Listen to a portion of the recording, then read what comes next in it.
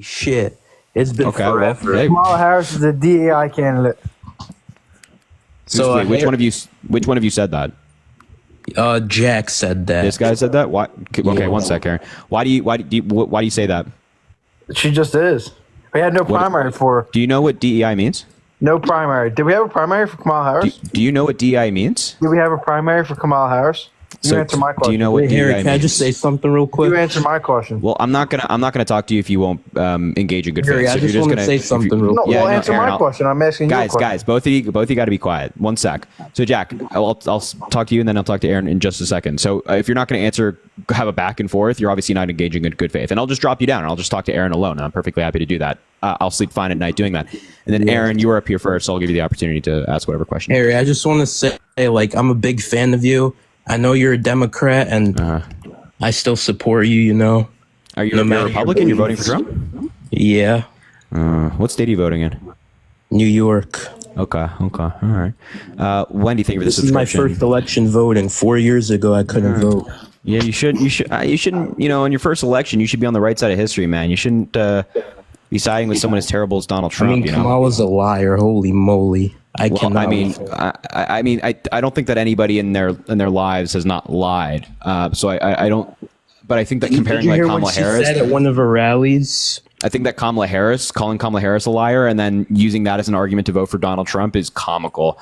I mean, Trump told over 30,000 lies during his presidency. There's an entire database online that was published by the Washington Post that has every single lie and falsehood fact checked. You can go look this up and read through it yourself. I would actually encourage you to do so. And of course, Donald Trump's biggest lie is the 2020 election. He still maintains today that he won, which of course he did not. And continues to further divide the country. So I'm not saying that Kamala Harris is perfect, that she's never made a mistake or never lied. But the fact of the matter is that Donald Trump is a pathological serial liar. So, was the economy better under Trump or Kamala? Jack, I told you I'll talk to you in a second, man. If you can't be patient, I'll drop you down regardless. I just don't care. Aaron, continue. Kamala, I'm a believer in Christ, and Kamala said, someone said Jesus is king, and Kamala was like, you're at the wrong rally. You should go to the one down the street. Yeah, so like actually, a sarcastic manner. so what they actually said they were Trump supporters. They were trying to interrupt her rally. They called her a liar and things like that. And that's actually just not true. She wasn't kicking these people out because of any religious affiliation. Someone that doesn't believe in Jesus Christ. She does believe. She's religious. By the way, also, please, I mean, Trump, you're going to vote for Trump. You think he believes in Jesus?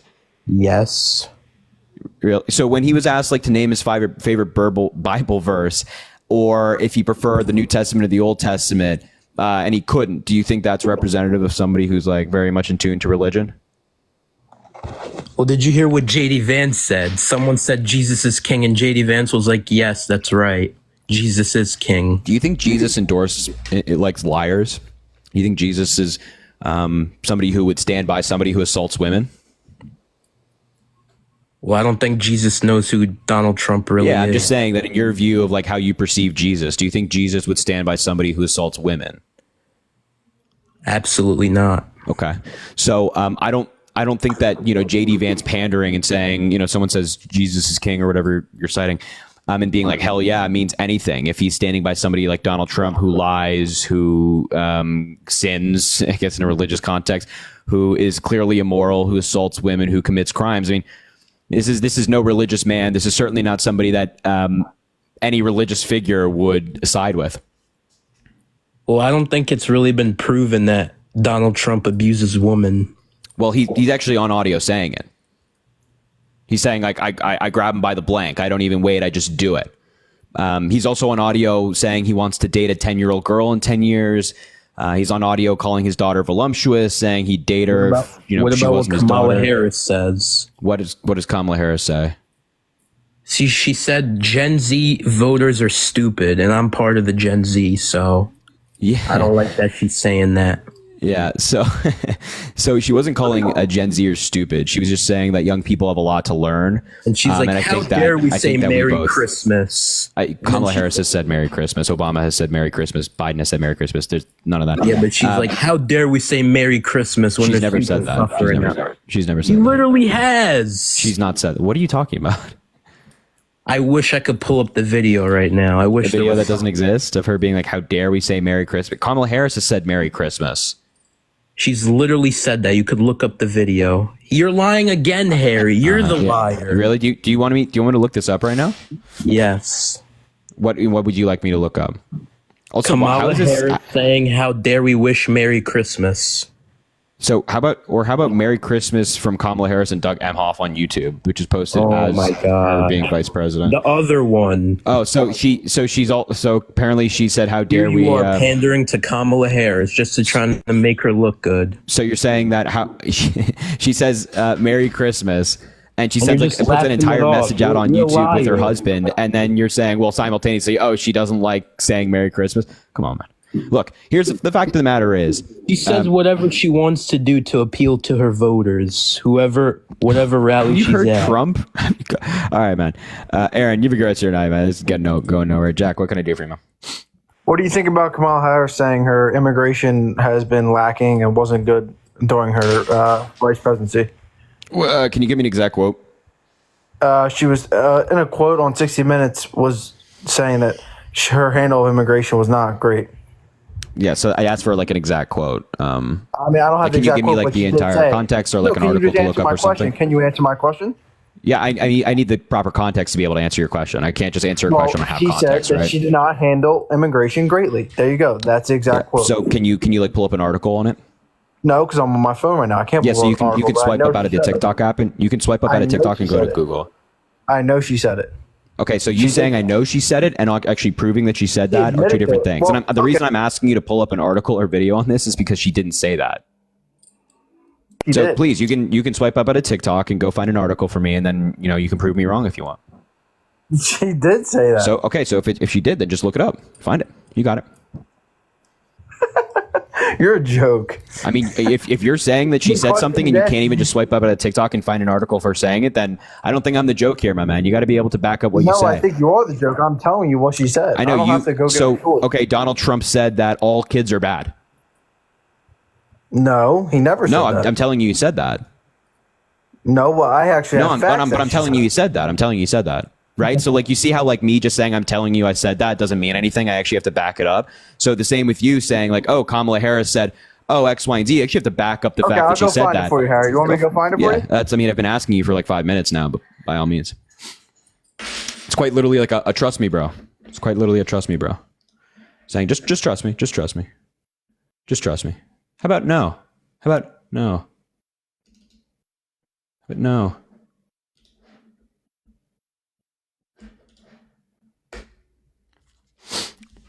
Like Trump, believe me. Yeah, Trump always says, believe me. Like this guy, just believe me. Just believe me. Make sure to double tap the screen if you haven't already. Let's try to get to 200,000 likes now. Of course, drop a follow if you haven't already. We do these lives all the time. And also Venmo, Cash App, link in bio if you want to support the live as we wait for this guy to pull up a non-existent article. It really shouldn't take this long. If you just watch this, I'll do it together. Kamala Harris says she didn't handle border well. Harry? Yeah, I mean, exactly. I just looked this Okay. up. There's no... Harry, Go ahead. do you want it? It's on CBS News. Yeah. Go ahead. What's the article? I can't hear you when you go off the app, by the way. So you have to kind of like know what the article is and then come back and tell me. Kamala Harris defends record on immigration, saying solutions at her hand. So someone does not have a solution for a non-problem. So she's acknowledging that there is a problem and she needs a solution. Yeah, so I don't think I don't think I ever said that Kamala Harris hasn't said that there's a problem. I think that everybody recognizes that there's a problem with immigration. There has been for decades now, but that doesn't mean that she said that she handled the border badly. You said that she said on 60 Minutes that she handled it badly. And right now you're showing me an article of which he said, yeah, we need to solve the problem at the border. He said the border is a problem. Yes, that it needs a So solution. your original claim was that she said she handled the border badly as as vice president. She takes control of the border. So the vice president actually doesn't have control over the border. Constitutionally speaking, there's no way for them to have power over the border. But again, your claim was that Kamala Harris said she handled the border badly. And I'm asking you to prove that. And you just realized when you were looking this up that she never said that doesn't exist. It's that easy, my man. You said that you said that. Oh, she said it, that you could prove it. Kamala I'm waiting. Harris defends record on immigration. She needs a solution at hand. So 100%. I totally agree that that's the title of the article. But you said that she said she mishandled. Hey. She was handed one job and couldn't do it. You said that she mishandled the border. Where did she say that? She was handled one job and couldn't do it. I asked you a simple question. You said that Kamala Harris said during a 60 Minutes interview that she mishandled the border. Where did she say that? That solutions are at hand for immigration. That means there is a problem. Yeah. So again, I nobody's disagreeing with what you're saying at this moment in time. Kamala Harris was handed one job and could not perform that job. So Kamala Harris absolutely in this interview, or whatever interview it's cited in this article, that there needs to be a solution on immigration and that she has a solution. You said that she said she mishandled the border and she openly acknowledged that. I'm asking you, where did she say that? But you can just say that you were wrong, as opposed to doing this back and forth and trying to justify it. That's way more. She said it on CBS News. Okay, so go find me where Kamala Harris said that she mishandled the border. The article. She said it. Do me a favor. Find me the exact quote where she said, I mishandled the border or something along those lines. Give me a second here. I'll go find it for you, Harry. Yeah, It doesn't exist, my man. I can save you the time. I can save you the time. Unless you want to prolong this, which, everybody has their things. Max, thank you for the $1. Who's your favorite president of all time? Don't say Biden. Quote, Harry. What was that? You want the exact quote? Yep. Again, I can't. Solutions are at hand. I'm reading. And from day one, we have been offering solutions. Yeah. So where in this quote did she say she mishandled the border? Saying that you need a solution to a border, that means there is a problem there. Yeah. So you said that she said she mishandled the border. I'm asking you where she said that. Her saying that, there's a problem at the border, which has been the case for decades now, does not mean that. So it's been 4 years. Why hasn't she fixed it? So the Democrats and actually some Senate Republicans proposed a bipartisan border bill that was written by Democrats and Republicans, including Senator James Lankford, one of the most conservative in Congress. He was actually endorsed by Donald Trump. And that bill was rejected by Republicans because Donald Trump told them to vote against it for political reasons. Okay, can you tell me this? So why under Trump was immigration at its low? I mean, I'd say that immigration was low under Donald Trump, but that was a continuing trend. But it actually wasn't the trend for the entirety of his presidency. From 2018 to 2019, apprehensions at the border doubled in those 2 years, in that 2 year period. But again, immigration or encounters at the border was already going down from Obama to Trump. So it's not like he instituted a bunch of policy that made it that way. But immigration was lower, and when Kamala Harris was in there, immigration was higher, right? Yeah, I mean, but to be clear, more migrants coming to the border was not the fault of Kamala Harris or Joe Biden or actually anybody in the United States. It was due to global factors outside of the United States and certainly outside of the control of the president. I mean, can you tell me what Kamala Harris or Joe Biden did that opened the border or got more people to come to the country? Can you tell me what Donald Trump did to get people out of? Not let people in. I'm not even talking about Donald Trump right now. You're saying that Kamala Harris and Joe Biden are at fault for a spike in migration. So I'm asking you a simple question. Was low during Donald Trump, though. Yeah, I mean, I kind of just talked about how that trend was continuing from Obama to Trump. So it wasn't like he instituted a bunch of policy to make it that way. But your specific claim is that that Biden and Kamala Harris led to an influx of migrants, and I'm just simply asking you, what did they do to cause that? They opened up the borders. Okay, how did they open up the borders? Well, you can't go to Google now. I'm not going to Google. They allowed people to come in. Okay, so what did they do to allow that? What law changed? They opened the border. They allowed. How did they open the border? Illegal. You don't have. Those people are breaking the law. How did they open the border? What do you mean? They're letting them come in illegally. There is no law. What law changed? No laws. They're coming in illegally. So you're saying that Biden and Kamala, how does that work? How are they, if we still have the same laws at the border that apparently existed under Donald Trump, and apparently his laws were so strict that it prevented migration, but apparently those laws are not so strict that migrants are coming in under Biden Harris? He was enforcing Border Patrol to not let people come in. Kamala Harris and Biden were enforcing people not to do their job. Where did Kamala Harris or Joe Biden say that they don't want the Department of Homeland Security to enforce this border? You can go on Twitter, and Border Patrol literally said that we are being told not to do our job. Yeah, please pull that up. Okay, I will. I also just citing Twitter is crazy. I can't believe we're in a. Well, Border Patrol is a verified source. You're on TikTok, so who are you to say? I'm waiting. I mean, you just saying if you go on Twitter, that's crazy. Well, Just who are you to say about another go media find source? it. You're Go on find it TikTok. then. You're Go talking find on it. TikTok. Yeah, I mean that's You're why I have talking on sources. TikTok. That's why I have sources for everything I say, so I can back You're up going to everything talk I about say. Twitter, but you're on TikTok on live, so it just doesn't. That's why I have sources for everything I say. You're just saying if you go on Twitter, you can find it. It's like what the hell are you talking about, buddy?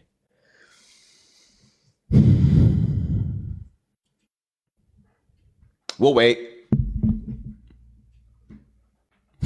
We'll wait.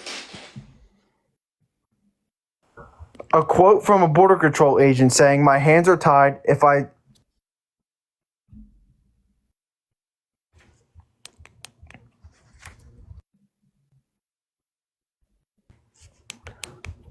A direct quote from a border patrol agent. Yep. Okay. So can you say we didn't hear you because you went off TikTok live? Okay, ready? Our hands are tied. If I do not let them cross, they will fire me. And who's this? A border patrol agent. Yeah. What's his name? You're loud. There. Is your mom screaming at you right now? Yeah, you're very loud. Yeah, let him know. Yeah, fuck yeah, let him know. Yeah, you know he's on here defending Donald Trump assaulting.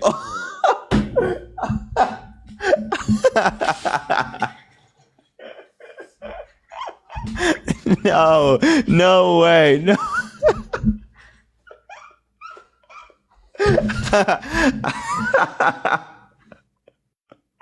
Oh, bro, that is too good, man. Oh my.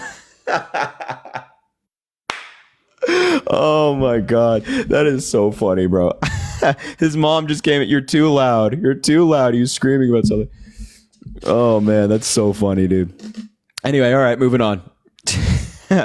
Oh man, Rob, thank you for the $25 on Venmo. I appreciate you. Thank you for all the hearts. Jody, thank you for the $5. Remember, Trump said he loves the uneducated. Yeah, I mean, wow. Jasmine, thank you for the $1. Hey, Harry, I've been trying to get Caitlin to watch you for the last couple of months. Will she finally listen? And now she's obsessed when you say hi to her when you go live. We appreciate the knowledge you provided us with his upcoming election, Texas for Harris. Jasmine, I'm so glad to hear that. Thank you for everything you're doing. And I appreciate the shout out to Caitlin. You're awesome. Thank you for being here. It means a lot. And thank you for the support. Caroline, thank you for the $1. I got a Georgia voter to vote Kamala through phone banks. See, Caroline, you're amazing. Phone banking works. Talking to people works. You're amazing. I hope you know that. I appreciate you doing that work. It's truly fantastic. So make sure to drop a follow if you haven't already. We do these lives all the time. Double tap the screen. Let's try to get to 300,000 likes. And of course, spam those shares down there, and also Venmo Cash App in the link in the bio if you want to support the live. All right. If you're MAGA, let me know in the chat. I'll bring you up. Stacy is saying MAGA in the chat. We'll give her an invite. See if she comes up. Oh, here she comes. Venmo Cash App, link in bio. Venmo Cash App, link in bio. Snapchat, link in bio. I don't know. Hello, Stacy. Sorry. Hello. Your audio is a little low. Can you bring your phone a little bit closer? Can you hear me? Yeah, I can hear you. Okay, I'm sorry. I just never thought I would get through. Harry, you're so popular. I'm not popular. Come on now. Well, here's what it is. I'm a big Trump supporter, and make a long story short, I lost my daughter when she was only 5, and so I only have my nieces and nephews who are your age. So I really connect to your age group because I love my nephews and my nieces that are your age, and they are mostly liberal. And so, we butt heads, but we remember at the end of the day, that's family, and you've got to love your family. And I think there's just been so much division. We have to remember what's important, that God is God of us all, and to stay connected as family. So, but what, just out of curiosity, 2 questions for you. What state are you voting in? So I'm in Colorado. We usually go blue, but Good.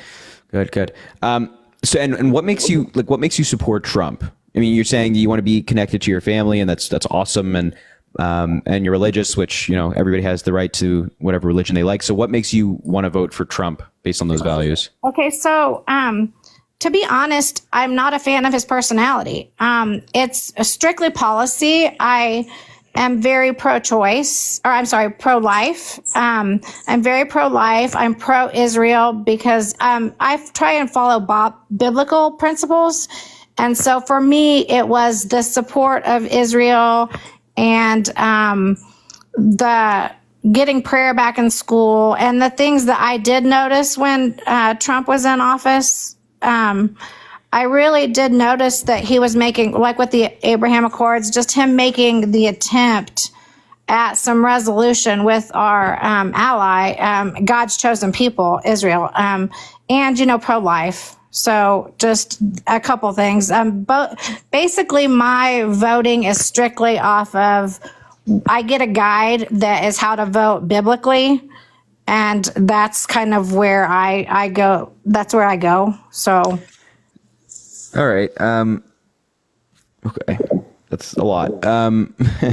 So, I mean, but wouldn't you agree that Donald Trump himself, like as an individual, is the antithesis of what is taught in the Bible? I mean, he's like cheated on all of his wives. He lies, he steals, does things like that. Okay, but Harry, he who is out without sin, let him cast the first stone. I mean, God has used great, great men. King David, I mean, he had someone killed and he was with, he had an affair. I mean, just all of these famous people throughout the Bible were sinners. One thing in common that we all know. I'm not saying that so I'm not religious, so I'm jumping into your realm to kind of frame this answer. I'm not saying that people haven't sinned. I'm not saying that everybody hasn't sinned. But you would agree that some sins, quote unquote, or some wrongdoings, let's call them, are more egregious than others. So if you tell a white lie to a friend of yours versus assaulting a woman, those are two very different actions. Both are wrong, but one is really, really wrong, really disgusting, really gross, and one is forgivable. So with Donald Trump, it's like, I'm not saying that Kamala Harris or Joe Biden or Barack Obama hasn't done things wrong in their lives, but Trump has done a lot wrong, very egregious things. And so doesn't that give you pause? Like I said, I'm voting more for policy, and I'm looking back at 4 years ago, and I seriously do think, okay, we didn't have any wars going on. True. The border was secure. Just the types of things, and just abortion just gets more and more rampant, and it just grieves my heart. And I understand, like when speaking with my nephews, that their heart is that's taking away from a woman's right. But to me, it's like, what about the baby's rights? So I get that we're always going to butt heads on certain things, but I think overall, at the end of the day, what we should be voting for is to have a better United States. Yeah, no, I think that we should have a better United States as well, but that doesn't happen with Donald Trump. And when you go back like 4 years, you say there was no war. That's, I'm sorry, just objectively false, right? In terms of the United States, we're directly involved in less war right now in terms of like troops on the ground and American troops being in harm's way than we were under Donald Trump. More American troops died under Trump than they have under Joe Biden by a lot. It's not even close. The gap is huge. Donald Trump dropped, quote, the mother of all bombs on Afghanistan. He bombed Afghanistan, Syria, Iraq, Yemen, all of these different countries during his presidency. Iran attacked us under Donald Trump. Iran attacked Saudi Arabian oil refineries under Donald Trump. And in the process of doing this, injured 109 American soldiers, got them with traumatic brain injuries. So the idea that there was no war under Donald Trump is just objectively false. There was also the Syrian civil war taking place as well. So it was just not true. And Trump, increased drone strikes by a lot, killed a lot more innocent civilians, which seems very warmongery to me. And since we've kind of virtually ended the drone war and now we're not involved in Afghanistan anymore, I think if you're like, yeah, I want an anti-war candidate, you'd be going with Kamala Harris, not Donald Trump. And you say like, yeah, I'm voting on policy. And it's like, okay, but Donald Trump didn't accomplish anything as president, nothing major. And here's the thing, and somebody said this really recently, which I really resonated with me. You say, like, yeah, I'm voting on policy, but Donald Trump tried to overturn the election in 2020. So if you can't choose the leader you want to choose, and we have politicians like Trump trying to overturn elections they didn't win, then the policy doesn't matter anymore because you won't even be able to choose who you want anyway. Yeah, this is you. Like, I have to say, because I've debated a lot with the kiddos, the nephews and nieces, and you're giving me some insight on things. I mean, I just am gonna truly tell you, I'm learning some stuff I didn't know. Yeah, for sure. Yeah, I mean, there's a lot that Donald Trump doesn't talk about. He doesn't want his followers to know. He doesn't want his followers to know that he actually increased drone strikes and killed a bunch more people than even Obama did. Biden has ended the drone war. He doesn't want people to know that he initiated the Afghanistan withdrawal, which was so messy, and Biden actually got us out of there, even though he was given a bad deal. He doesn't want people to know these things. He doesn't want to talk about trying to overturn the election. And as I mentioned, like, you say policy, but policy won't matter if the president's allowed to overturn an election and then folks just ignore it and let them get away with it. Right. I mean, and honestly, I feel like either direction that we go, it's going to be just, I mean, the country is so divided right now. I just think that there is going to be no smooth transition either way, because it's just people are so divided. But do you really believe that if Trump wins, Biden and Harris won't turn over power? No, I think they will. Okay. But I don't think it's them, the administration. I think it's the supporters. Well, do you think that if Kamala Harris wins, Trump will accept the election results? Excuse me? Do you think that if Kamala Harris wins, Donald Trump will accept the results? Probably not, right? Well, I mean, I don't want to, I mean, and that's what we're here for, to do, is debate. But I mean, when it is apparent that he's winning in every state, and then the election happens and he doesn't, can't you understand why there would be question after that? No, because, he's not winning in every state. The polls are virtually tied. Like, I think any election analyst right now is saying it's 50-50. So if Kamala Harris wins, it's perfectly possible and reasonable. It's not like it's like, there's nobody supporting Kamala Harris out there. It's a very divided country, a very divided election. But Trump, just to be clear, is already laying the foundation to deny the results of the election. He's saying that he'll only accept it if it's a fair election. That's the same rhetoric he used in 2020, and he's doing it again.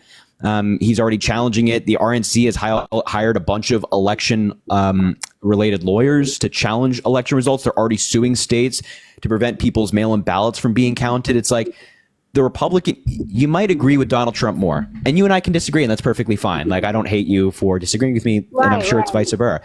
But at the end of the day, we're both Americans, and I think we would agree that democracy and our ability to choose our leaders and have our votes count is significantly more important than anything else. And having the leaders in power accept the results is far more important than anything else. When Trump won in 2016, Obama met with Trump in the White House, showed him around, and passed the keys. When Bush lost in 2000, the day after the Supreme Court issued their ruling, he said, Bush won.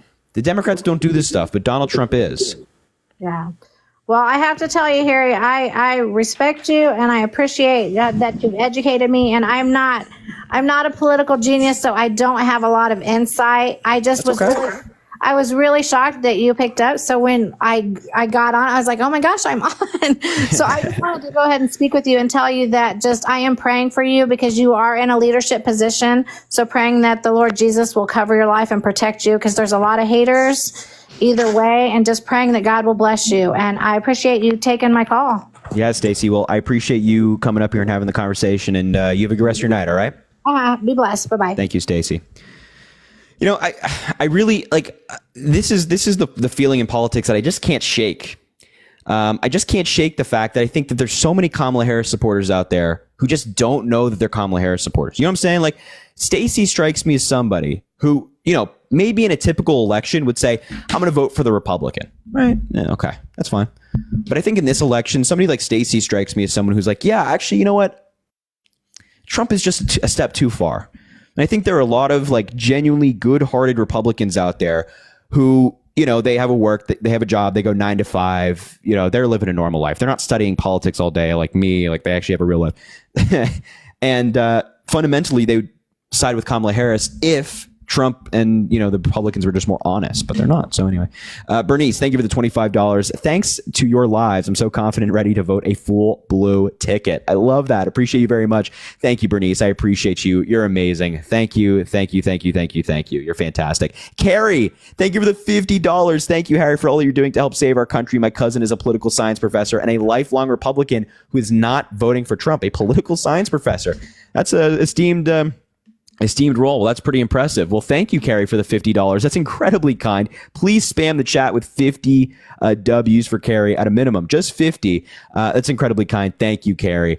No, I didn't mean to say actually just 50. I say at a minimum 50. Maybe do 100 W's, 200 W's. I mean, why not? Why not? So thank you, Carrie, for your $50. And thanks to your cousin for also not voting for Donald Trump. And finally, Soren, thank you for the $1. Look forward to your TikTok lives every night. Keep doing your thing, Harry. Soren, thank you so much. I appreciate you being here. That's incredibly kind. Venmo, Cash App in the link in the bio. If you want to support the live and all that good stuff. And also drop a follow if you haven't already. Double tap the screen. Let's try to get to 400,000 likes. And of course, if you're MAGA, let me know in the chat. I will bring you up and you can tell me why you're MAGA. It makes absolutely no sense why anybody would be MAGA. It's weird, it's strange, it's peculiar, you might even describe it as. But nonetheless, there are people that are. So we will bring them up and we will talk to them and try to convince them to not do that, to not throw away American democracy. Make sure to drop a follow again if you haven't already. We do these lives all the time. Jamie. Hello. Why are you MAGA, man? Why am I MAGA? Okay. Yeah. So I taught abroad for many years outside of America. Where'd you teach? English, and I was became the principal where I worked. And what country? You said you taught abroad. What country? In Asia. Oh, in Asia. Okay. Yeah. All right. So I always stayed away from politics. I didn't ever do politics at all. Even whenever I was young, my grandparents, they weren't into it. But here we go. So I came back and my boss, he's like for this Kamala big time. Yeah. But his son is like way against Kamala. He's for Trump. What are some points? I mean, maybe you can give me the honest truth. Did Kamala sleep with some married man? What? Did Kamala sleep with a married man? Or is that just some hoax going around? On the casting couch? I mean, this is what I'm hearing from people that are my boss and his son. So, your boss and his son are concerned with Kamala Harris's personal life as opposed to her being a leader in her policy. I also find are your boss and your son not concerned with Donald Trump's personal life when it comes to cheating on every single one of his wives and paying off adult actresses he has affairs with so that information doesn't get into the public so he can win an election? It's just, man, this is listen, your boss and his son are representative of a very gross trend in American politics where people like try to go after women for their personal lives, their intimate lives with their partners, whoever it might be. But when Trump does it and just sleeps with a bunch of people and cheats on all of his wives, then, oh, no, it's no problem. So to answer your question, no, she didn't do that. Oh, she did. And also, what a strange thing to bring up as your first point. I mean, these are points that actually bring their character, their personality. Let's talk character. Let's talk character. I know about Trump. I know about Trump. So, like I said, you know that he assaults women and brags about assaulting women and commits crime and commits business fraud. Has been indicted. You know about. But it's good if one party does it, not the other. So it's true. Okay. So no, it's not true. She didn't have an affair with a married man. No, she did not. So this stuff that I saw and that I've been told about is just all I don't know who's telling you this stuff, but they're probably not the most reliable source. You can also just look this stuff up. It's sources and all, you know. I don't know what these sources and all means, but maybe you should not be friends with those people anymore. Very strange objections to a woman running for president of the United States. Yeah, like I said, my boss, he's really for Kamala, and his son is like way against her. And they're both really intelligent people as well. So, but you know, they tell me back and forth. Then I see these guys right here on TikTok, and they're discussing this, discussing that. People bring up all the trash, as you know, during elective, and this is going wild. You know, what I've seen back and forth between the two of them. Both of them. They're being disrespectful towards both of them. There's no sort of respect whenever you hear, for example, Kamala talk about Trump and Trump talk about Kamala. So again, it goes vice versa. Yeah, Trump is not worthy of respect, my man. If you knew of somebody that commits crimes, assaults women, commits business fraud, has been indicted for a bunch of crimes, you probably wouldn't respect them either. And so I don't respect Donald Trump. I don't think you should either. Yeah, you see, that's another thing. I was in Asia. I was in Asia for years, and people from around the world, they knew Trump. Trump did business in their countries, and they all had some sort of opinion on him, on how he did his business and how he made his promises. But this is not really the point. The point was if one party is saying, like Timmy, or what they call him, touchdown Timmy, do you believe that's true? It's touched. What do I believe that Tim Walz coached football? Is that what you're asking me? You mean the assistant coach where he was where he brought some student to a gay club? God, holy shit, holy fuck. No, that's obviously not true. This is real. Dude, you need to do more research. I'm not I can't even entertain what you're saying right now because this is just so objectively false. And it's weird that of all things you come up here and talk about, you bring up just like garbage. Like none of this is true. Right? You're not saying, hey, I disagree with Kamala Harris's tax policy or her foreign policy or whatever. You're saying, well, I believe lies about Tim Walz and I believe lies about Kamala Harris. No. Buddy, you're on your phone right now. I'm going to their character. I'm going against their character. I'm going. Yeah. And you're even if you're, it doesn't matter whether you're talking about character or policy right now. You have a phone in your hand. Use it. Oh, look up. Did Tim Walz do X, Y, and Z? There are fact checks on this everywhere. Did Kamala Harris do X, Y, and Z? Fact checks on this everywhere. Just fact check yourself. I did. You don't have to come up and lie. No, you did not. I did. I looked it up in it. No, you did not. I saw some videos where they said, I would bet my entire life. I'd bet my life savings. I'd bet the house on the fact that you did not fact check yourself. And also, by the way, just looking up like videos online is not fact checking. That's right. That's correct. So go fact check. Yeah. Do you think Kamala's going to give reparations to blacks? You have a good rest of your night. I mean, I can't even the people like that are absolutely insufferable. Absolutely insufferable. It's absolutely insufferable. I mean, what? Jeez Louise, man. Skylar, thank you for the $1. I appreciate you. Levette, thank you for the $23.19. It's Maxwell. Thank you for being a voice of reason. Yo, Maxwell, thank you so much for your support. I really appreciate you. That's incredibly kind. I appreciate you a lot. I hope you're doing well. That's very generous. Sommer, I love the name Sommer. You're a literal saint. Thank you for the $2. I appreciate that a lot. I mean, we're trying over here, man. We're trying. It's God, some of these people, man. Some of these folks. I always get asked that question, like, how do you keep your patience? How do you stay sane? And often I don't. Sorry, the lighting's being weird. Often I don't keep my patience because they're just so annoying. But yeah. All right. If you're MAGA, let me know in the chat. I'll bring you up and we can talk. Look at this person saying, hypocrite Harry, I got to get her up here. MAGA's so desperate they're making up lies about our 47th president. Yeah, I mean, it's nothing new, though, unfortunately. Nothing new. Lily Allen, let's give her an invite. She's not requesting up. Let's give Doc. Oh, here comes Doc's not. Venmo Cash App in the link in the bio if you want to support the live. Also drop a follow, of course, if you haven't already. Hello? Hey, Harry. Can you hear me? Yeah, I can hear you. Excellent. Hey, I respect all your knowledge, everything. I've been following you for a long time. Thank you. However, I am a Trump supporter. I'm in Arizona. Just a couple things. Came on tonight. I came on right when you first came on. I was in when you came on. Seemed a little concerned about the vote at this time. Now, just a couple things that I've heard you say and so forth in backing up Harris. You're backing up Harris with all these things. You talk about all the lies Trump tells and so forth. I don't know how you can back or say these kind of things when you have somebody that's doing the same thing. You've been told this before. Can you mute the TV in the background by any chance? Oh, I do. Let me turn it down. Sorry about that. No, you're good. My apologies. That's okay.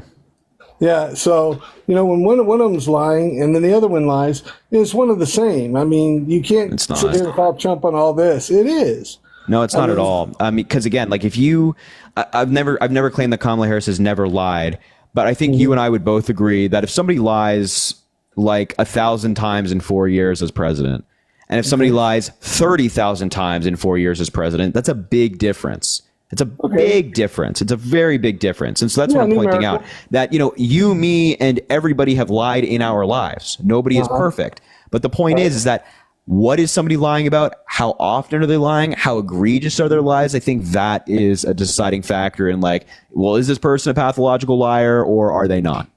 No, and I respect that answer. However, the same thing, I mean, to myself, I see a liar, like you say, we've all told a white lie here and there or whatever. They're both lying on each other. Come on. I mean, they both yeah, are. but that's like saying, two people who commit different crimes should be condemned the same, even if that one person who committed a crime was littering and that one person who committed a crime was killing somebody. It's like, well, if you just group them in they both committed a crime, they're both bad. It's like, hold on a second. Let's talk about specifics. Like this person, committed a petty crime. It's nothing major. And this person took the life of somebody. Right. So we can't just put them on an even scale and just say, they both did this. And I'm not comparing apples to oranges. I'm not doing that, like you're doing there. Now let's talk the immigration. I live 20 miles from the border. Yeah. Okay.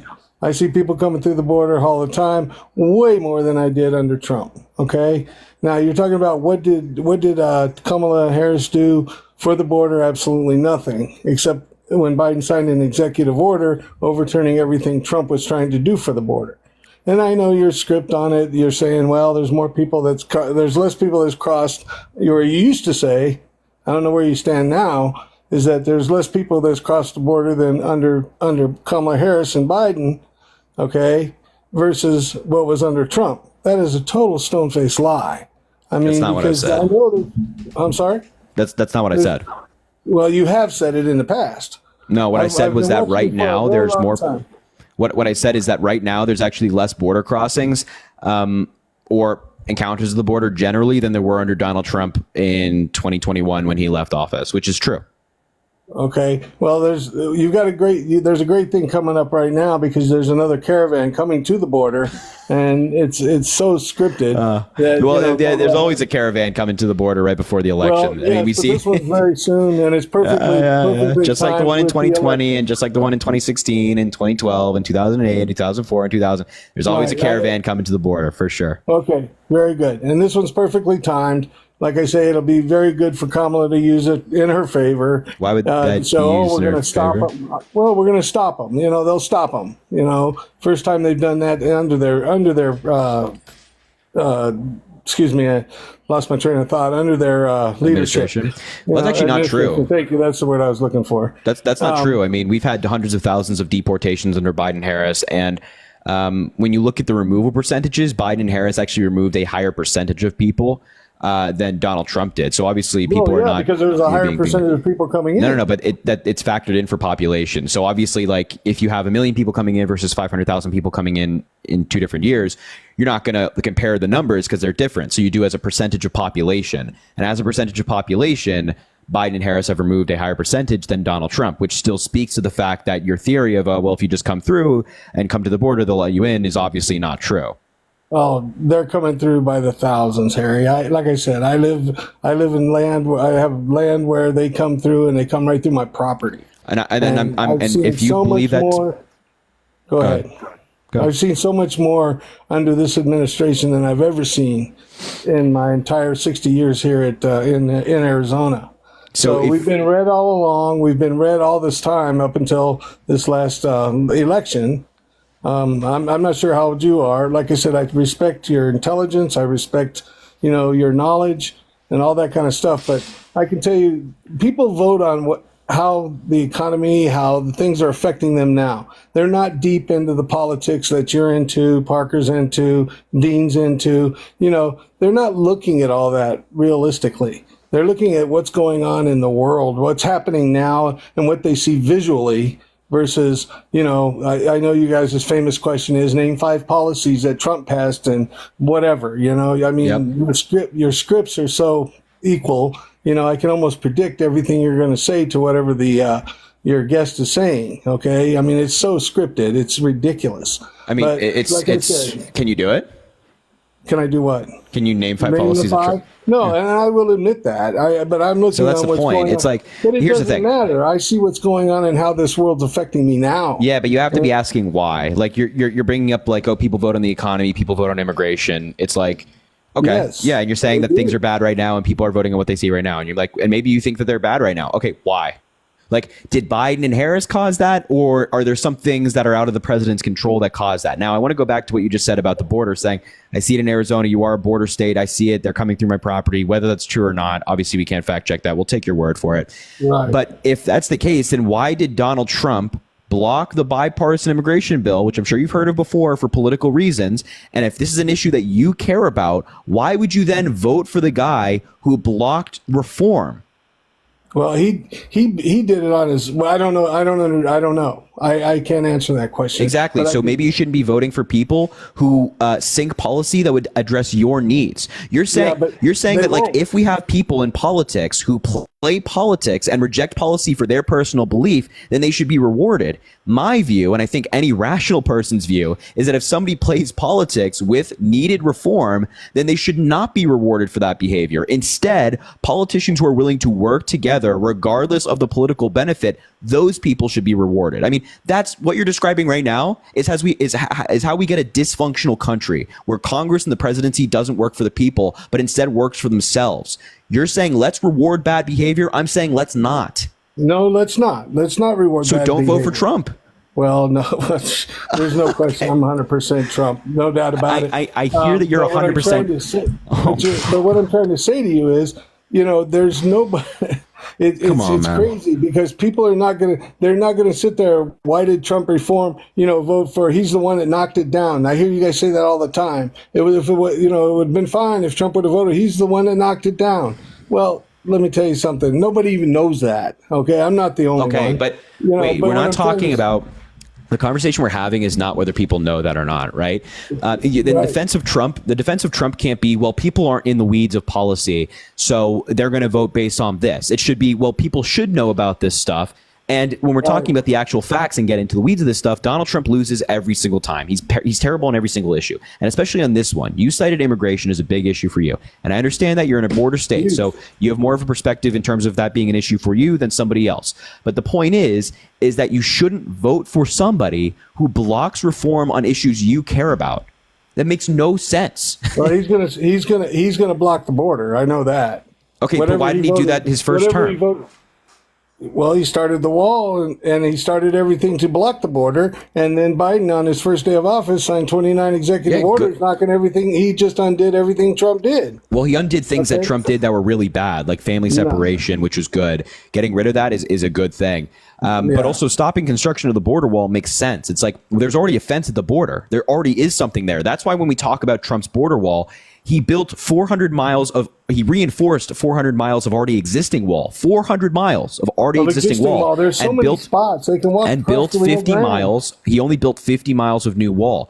So you're voting for somebody who not only blocks policy of which would help you, but you're also voting for somebody who makes empty promises and fails to make those promises. Where's Mexico paying for the wall? Because last time I checked, the money that funded that wall came from the military. So we became less secure in terms of funding in the military so that Donald Trump could have his little project, and Mexico never paid a peso for that wall. And I have to believe you on that. I don't know who paid what. We did. Well, I'm sure we did. I'm sure taxes and all that, whatever it is. But like I say, and then I love your argument about where, we left all this war, we left these aircraft and everything over in Afghanistan. And your comeback with that is, it was old stuff. It's stuff we don't need. And that's not my comeback. Stuff. It's always been your comeback. No, that's not my comeback. Stuff that, you've always said that. You've always said, it was old stuff. It was. You might be confusing me with somebody else because that's not. First of all, that's not even the truth. That's not the fact. It's like, a lot of it was old stuff, but we didn't actually leave anything behind. The chairman of the Joint Chiefs of Staff, who was appointed under Donald Trump.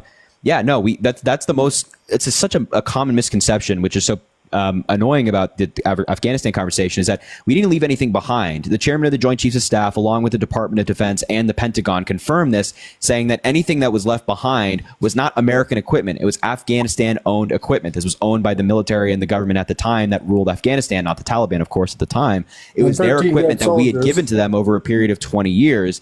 But also, any equipment that was American owned, we either destroyed on site or took back with us. And this is, again, you don't have to take my word for it. This came from the Department of Defense themselves. Right. Okay. Well, I disagree with you. I don't take your word for it. You want me to prove it to you? Well, no, like fact. said, Let's do it. Let's do it. Intelligence. Go ahead. Did the U.S. leave? And there's so many other little things that you're doing in your moments with your shorts that you do. You know, like trying to prove that, you know, Donald Trump didn't work. It was all staged at McDonald's. That's I think your latest one. Well, of course it was staged. Everybody knows that. Yeah, but that's the entire point. It's like Trump has to go stage an appearance at McDonald's to try to convince people that he's a working man. Whereas like Kamala Harris, people like Kamala Harris, Joe Biden, and in the world.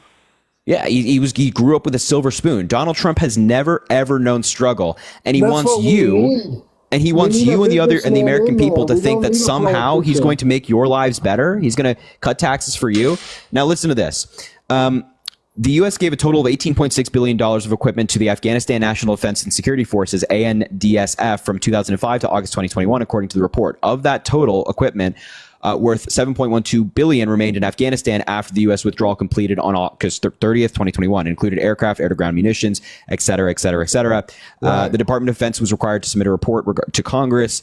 And in this, they said, quote, the $7.12 billion figure cited in the department's recent report to Congress corresponds to ANDSF equipment and not U.S. military equipment used by our forces. Army Major Rob Lodwick, a Defense Department spokesperson, said in a statement, nearly all equipment used by military forces in Afghanistan was either retrograded or destroyed prior to our withdrawal and is not part of the $7.12 billion figure cited in the report. Right. So that's from the Department of Defense. I just wanted to further prove that to you. Right. Well, I understand that. And then what you said was the equipment that was left behind, some of it was theirs, most of it was ours, destroyed. No, I didn't say that at all.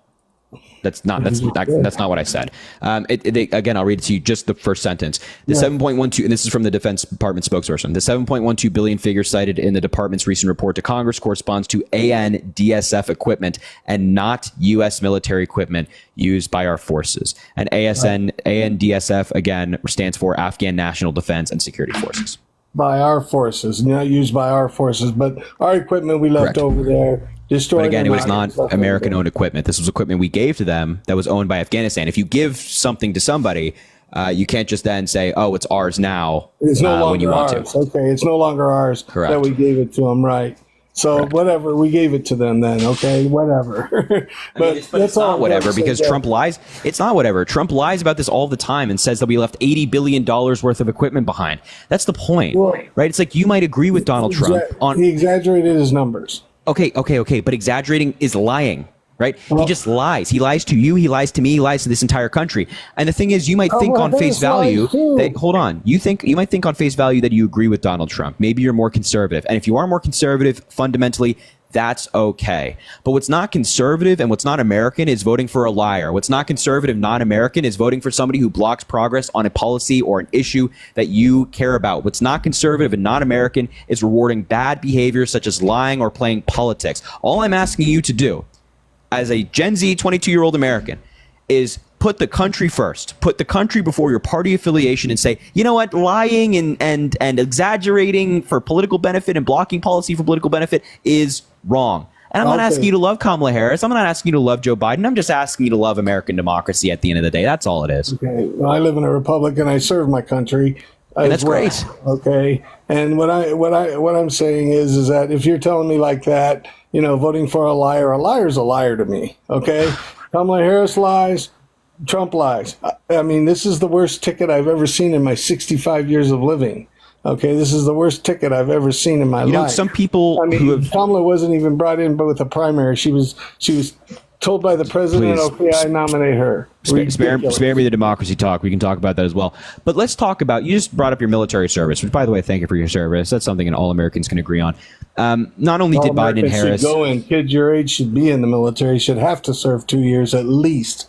so they can get a little sense in their head. And well, I disagree with that. I don't think that makes sense. Yeah. That makes sense. Well, but aside from that, there's a lot of countries that require that, and I've seen it. I've served in those countries, and 100%. There's a lot of countries that require that.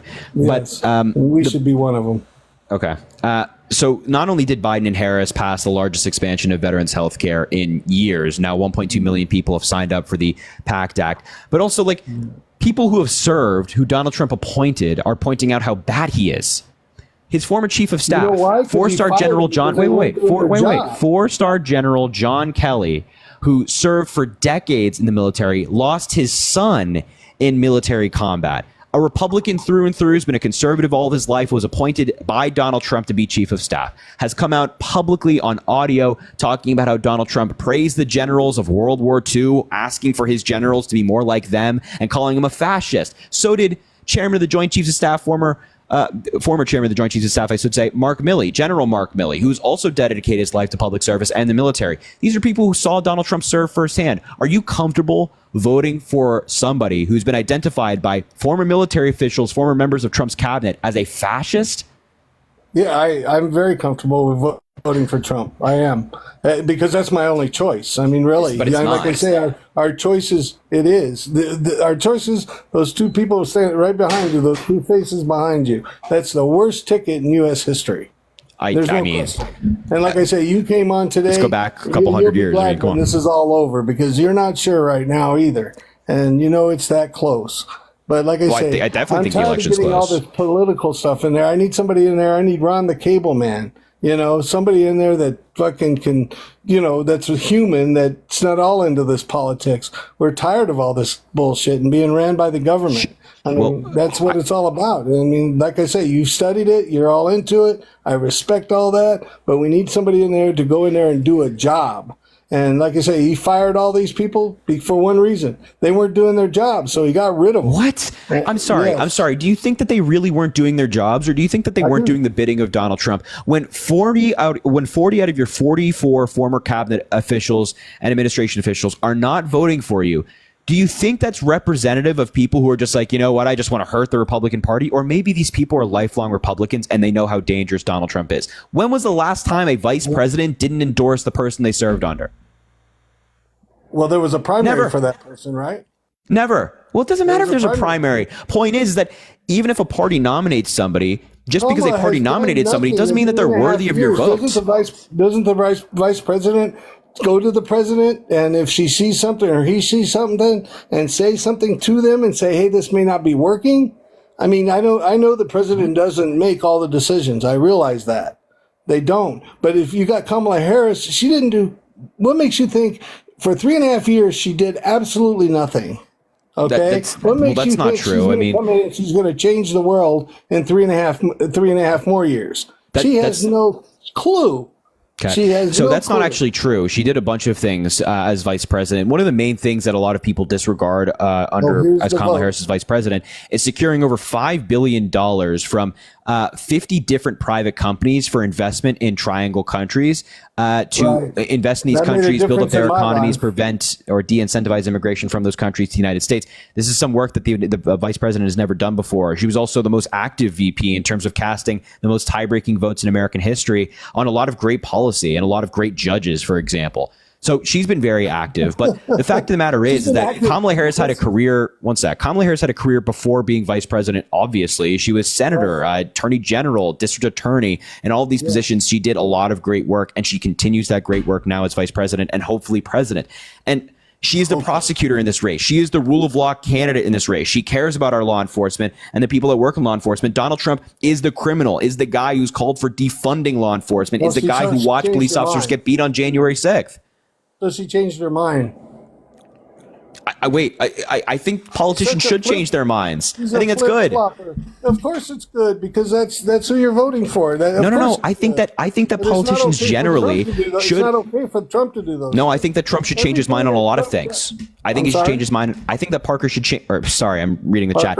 Sorry, people are saying rip Parker because he got banned. I'm sorry to hear that. Hopefully Parker's live gets back up, folks. But if you're coming over, welcome, and I'll let you know if I see his account go live. I'll inform you guys.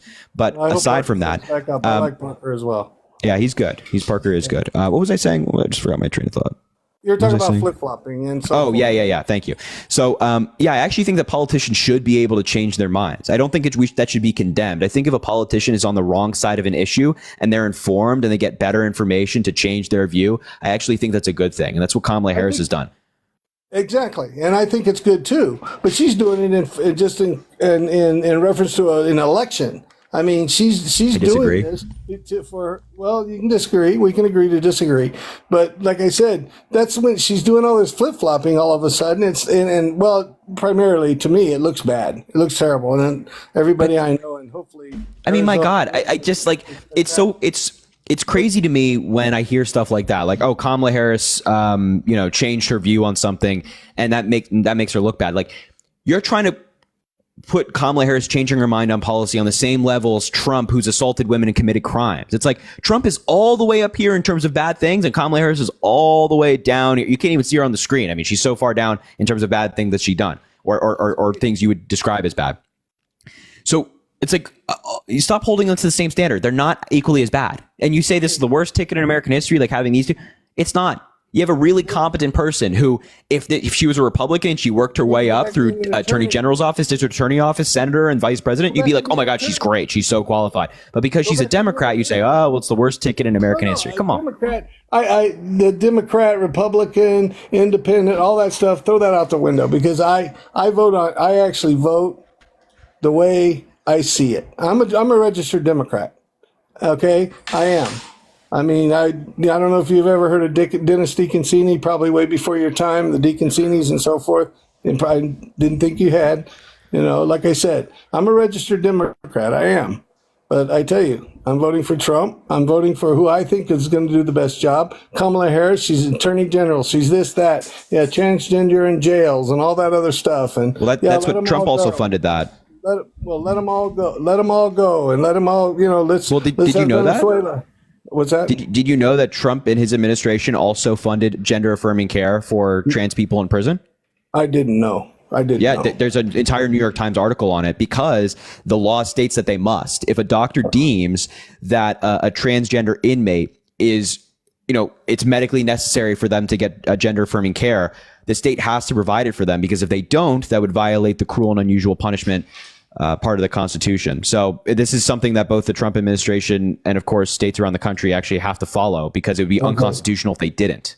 I'm probably not the first one that's ever heard that, but yeah, well, the New York Times just wrote an article about it the other day and has all the sourcing. I would encourage you to look it up.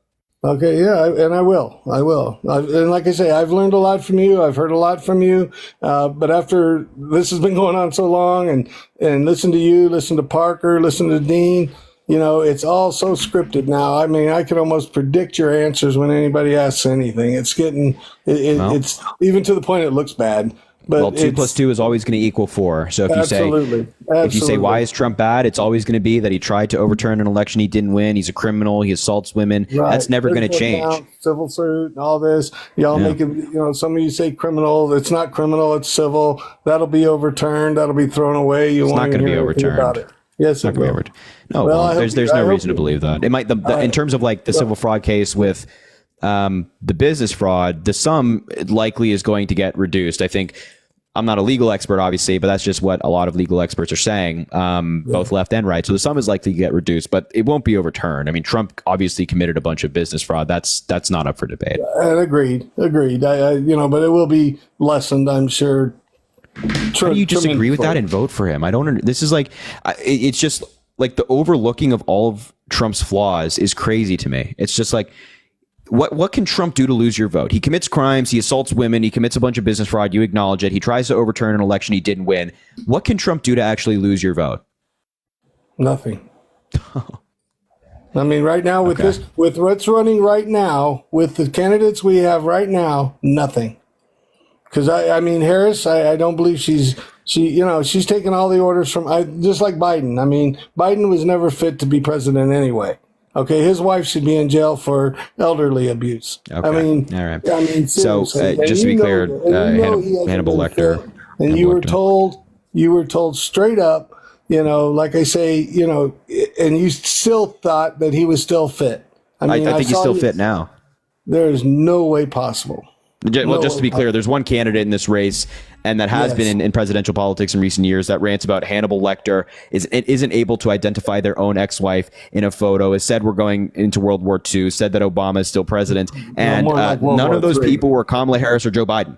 So. No, exactly. And he's probably right. I certainly believe there probably will be a civil war at one point. What? And this world's flipped. It's flipped. And like I say, if Kamala's in there, we're going to lose our tail because there's nobody that respects her. Our Putin, Xi, all them guys are laughing at this whole thing. They're laughing at us right now. You know that Donald Trump's own former national security advisor, John Bolton, said that Trump got laughed at by these leaders, the ones you literally just mentioned. And John Bolton he got laughed at, but I'll tell you what, they respect him. Really? Is that why like Russia still interferes in our elections? Well, I firmly believe they may have. Well, I mean, you could. That's what the FBI concluded. That's also in the Mueller report. They also talked about how Donald Trump obstructed justice in the investigation into it. We're trying to investigate Russian interference in our elections, and Trump obstructs justice. And folks like yourself vote for him anyway. He can do no wrong. Trump was right with folks like yourself, and I'm saying this in the most respectful way. Trump was right when it comes to folks like you that he could shoot somebody on Fifth Ave and he wouldn't lose votes. He wouldn't lose your vote if he did that. He can obstruct justice. He can commit crimes. He can assault women. Well, you say assault. That E.G. Carroll, if that's what you're referring to, that was a political stunt as well. That happened 19 years ago. And now she's bringing it up all of a sudden during an election year. She actually brought it up in 2019. 19 years ago. She has a spot on her dress. Why didn't he give up his semen? And all this other crap. Why didn't he? Why didn't he? Yeah. Why? Why didn't if his DNA also it wasn't male, how do I say it on TikTok friendly? It wasn't male stuff on the dress. It was just male DNA. So if he was nowhere near her, didn't touch her, it wasn't near the dress, why wouldn't he give his DNA up? Well, how can you say it's his? I'm not saying it is. I'm just saying that given the circumstances, you're right, 100%. I totally agree. He doesn't have to. He also can't be compelled to in a civil case. But if he could exonerate himself 100%, or at least give his side a really good argument when it comes to a defense, why wouldn't you? Any good defense lawyer will tell you that if you're certain that's not your DNA, give your DNA over, get it tested. And if they're not certain that it's not your DNA, don't give it over. Well, that kind of makes sense the way you say it, but it's like this. Obviously, you've never had any been in court or anything. You don't ever, you go in there, they have to prove their point. Number one is all preponderance of the evidence. It may have happened, it may not have happened. But like I say, with this Carroll case, why didn't she come forward? And I know your answer already because it's been said so many times. Why didn't she come forward earlier with this? Why didn't she come 18 years ago? Why didn't she come 15 years ago? Why didn't she come 10 years ago? Well, some people, go ahead and give me your answer. I already know it, so you don't even have to tell me. I'll give you my answer regardless. First of all, she didn't come forward in an election year. She wrote this in her book in 2019, so she's not trying to sink Trump's campaign right now. And also, the trial that happened most recently could have happened a lot earlier. The two trials could have happened a lot earlier if Donald Trump didn't try to delay it at every point. So you can't claim victim if Donald Trump's the one delaying the trial. And you also can't claim victim if he's the one defaming her and assaulting her. It's like, it's crazy to me. It's crazy to me that you go after E. Jean Carroll, the person who was assaulted, and not the person who assaulted her, not the person who lied about her. And now you're asking, hold on. You're asking, why didn't she come forward earlier? A lot of women don't. There are a lot of women who still have not. Hold on. There are a lot of women who have still not come forward about people like Harvey Weinstein, very powerful people in very powerful positions in their industries, or just powerful people, rich people they run into generally, and they never come forward, or they don't come forward for a long time, or they don't come forward until they see other people coming forward. There's a lot of women who they're still traumatized by the attack. They're still very upset by the attack. Right. And I don't think that going after the women saying, well, why didn't you come forward earlier is the right move. We should. Well, I understand, Harry, and I knew that was your answer. We can talk Diddy right now. Look at all the people that are being complicit right now. Okay? I mean, the whole thing. Yeah, like I said, she could. What's that? I said, yeah, sure. Yeah, but like I say, number one, like I say, I'm sickened by the whole country. Like I say, this is the worst. This is the worst as far as candidates go. I mean, there's no other choice but Trump. I'm really sorry to say that. And I hope Arizona, and it looks like so far, hopefully, I haven't talked to very many Biden folks. I talk to a lot of people on a daily basis, and hopefully it just holds true and we turn red again. We've never been blue in our life. My lifetime, we've never been blue. And well, you guys were blue. You have a Democratic governor. You voted for Biden last time. Well, this is the last time. That's what I'm saying. This is the first time we've ever been blue. Is what I'm saying. Well, hopefully you're wrong. I know a lot of folks in Arizona who will cancel out your vote, thankfully. But we can agree to disagree. One or the other. There you go. Vice versa, right? Harry, like I say, I respect you. I enjoy listening to you. You haven't convinced me yet, and I don't think you will. I think some of the stuff you come up with is totally insane. I love your trailers. I would love to see you debate somebody that has a little more into politics than I know, such as the gas guy, whoever he is, the millennial. I would love to see you guys go at it. Like I say, these guys will probably eat your lunch, but anyway, I would give you the respect for doing it. All right, man. Well, thank you for coming up. I appreciate it. You have a balls of a dude. I mean, I've seen you on Pierce, and you tried to hang in there with him, but when I was watching it with my crowd, he totally made an ass out of you. So I just hope you hang in there. And like I say, you look a little more nervous. You came on a little nervous tonight. You're really not sure. You'll probably be happy when it's over with. But like I say, I don't. You work hard at this, and I just hope you're wrong. And like I say, and I hope you're wrong too. I know you do. We can both agree to that. Well, thank you for having me on, dude. Have a great evening. Thanks, man. Appreciate it. Interesting way to say goodbye. Sarah, thank you for the $5. My husband and I enjoy learning from you and combat all the red in Kentucky. Keep working out there. You got a great governor in Kentucky. I appreciate you. And Bradley. Oh my God, Bradley. Thank you. Wow. This is crazy. $250 on Venmo from Bradley. That is crazy. My man, I appreciate that so much. Can we please get some W's from Bradley in the chat? $250? Are you kidding me? That is crazy. He says, Harry, since MAGA seems to think you're paid by the DNC, here's another $250 salary for all your efforts. Your message is so important, and that's why I keep funding your show. I've already voted for early for Kamala Harris. Vote early if you can. Harris Walls 2024. Bradley, thank you so much. Number one, for the $250, but also number two, for voting early for Kamala Harris and Tim Walz. That is so incredibly generous. Please, I need the entire chat filled with W's. The entire chat filled with W's for Bradley. $250 is so times a million generous. I appreciate you. Thank you. You're amazing. And thank you again for being here, Bradley. You're always here supporting the live. It means a lot, man. It means a lot. And Rosie, thank you for the $5. Thanks for defending us SA survivors. Yeah, I mean, we try. But Bradley, my man, thank you so much. That is incredibly kind, incredibly generous. I appreciate you. I hope you know that. Goes a long way.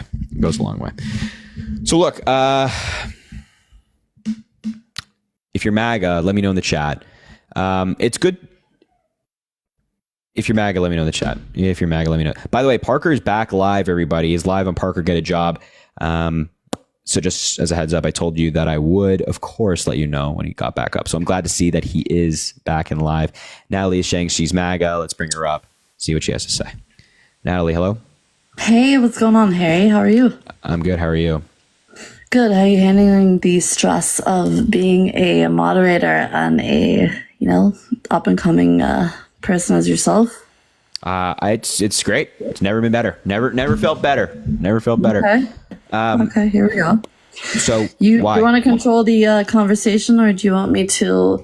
Let's do this. Let's do this in a nice, civilized way, because the last thing I want to do is, get into some kind of narrative where we control or you control. Let's just be even keel. If you have questions for me, I think that's fair. So I want to just start there. Let's let some normal plane. You know what I mean? Okay, why are you MAGA? I'll tell you this. The main reason at this point is that people across the nation don't know that over 25,000 people are dead and missing in Western North Carolina. What? And this is my question to you, I guess, in a way, is that Trump was in North Carolina just a couple days ago. Okay, just hear me out. If you're not aware of this, an area in North Carolina was hit extremely bad, and there's no reporting about this, okay?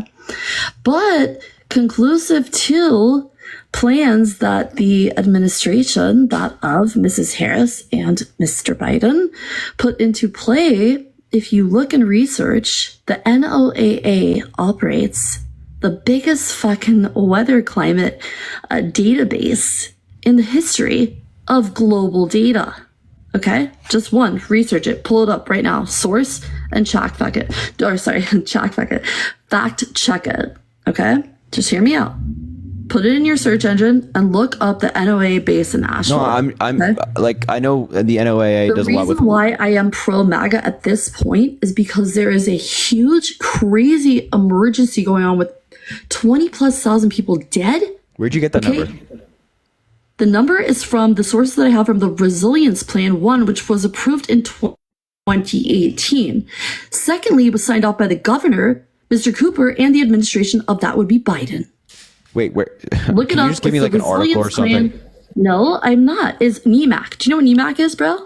No, I don't know what that is. Come on. You don't know what NEMAC is? No, I don't know what that is. National Environmental Modeling. Come on.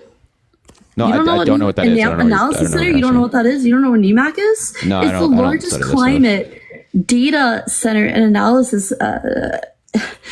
This operation has been going on for quite some time. So can you just like pull up the data for us that 20,000 people have died? All I'm asking for is a source. I'm trying to tell you in a kind way, sir. I know you're doing a lot of like talking. Let's get to the proving stage of the talking. So I am proving it if you listen, bro. Yeah. There's so people missing, 20,000+ people missing, and you don't have anything to say for that. Where's Kamala Harris? Here's my whole point. Donald Trump was actually on the ground, boots on the ground. Kamala Harris is also in North Carolina. Boots, hashtag everybody. Boots on the ground. If you guys know what's going on, I don't even think the Trump supporters are with you on this one. I think they're as lost as we are. I'm not necessarily saying anything about Trump. Here's what you guys don't know. Can you stop talking? Can you stop talking for 5 seconds? So Kamala Harris was also on the ground in North Carolina. But I simply am just asking, that number has not been confirmed by anybody in any official position. So I'm asking where you got that number. Where? MAGA Mobile, everybody. It's kicking me in. What a terrible thing. It's from people. MAGA Mobile. No, let me just explain this. Okay, I understand. And this fact, it's very interesting because if you look at the 2018 final analysis report, it actually shows you the breakdown per landslide, per residential, per parcels, per commercial infrastructure. This is not something I'm talking about that's absolutely off the wall, because what's so concise about it is the fact that they have numerical data. And I worked in IT prior, so I know how. Can you pull up something for us here? Okay, so let me give you guys a picture, okay? So, no, I don't want a picture. Just please stop. It's MAGA Mobile hitting. Is MAGA Mobile hitting? It's bad. Sorry, is that your patience running up, or do you actually have a normal plan? It's okay. So you don't know anything about this. So nobody can hear you right now because your Wi-Fi is dog. Nobody can hear you. And I'm trying to educate Eastern C, man. Do you know what the fuck happened? Yeah, I'm just telling you, your Wi-Fi is bad. So you're like here, guys. Okay. Go on. It's called NE. Okay, so it's much. Whoa. Just keep that microphone muted. Now it's much better. That she's quiet now. But this is obviously this is crazy. It's just a simple question of where's the data? She's not bringing up any data. Of course, there's no data that 20,000 people are missing or something of that nature, or dead, or from the hurricane. Yeah, I mean that is what it is. I just don't know what she's talking about. I don't think anybody does. I don't even know if it's worth continuing this conversation. She came up here I want to be really respectful, and now she's like, bro. I'm like, what the fuck? I'll let you guys decide though. If you want me to continue talking to her, we can try. But I'll leave that up to you guys. Type 1 if you want to continue the conversation. Type 2 if you don't. I'll let you guys decide. 1 if you want the conversation to continue. 2 if you don't. Well, I think the 2s have it. Actually, I think the 2s have it. We'll get her out of there. I don't know what that was all about, guys. Jeez Louise. Morgan, thank you for the $1. Today's my B-day. Voted blue to celebrate. Morgan, What an amazing birthday. Couldn't think of a better way to celebrate it. Thank you for being here. Sophia, thank you for the $2. Alexia, thank you for the $1. It's me again, your favorite 8 a.m. class haver. Thanks for all that you do, Alexia. I cannot believe you take 8 a.m.s. That's crazy.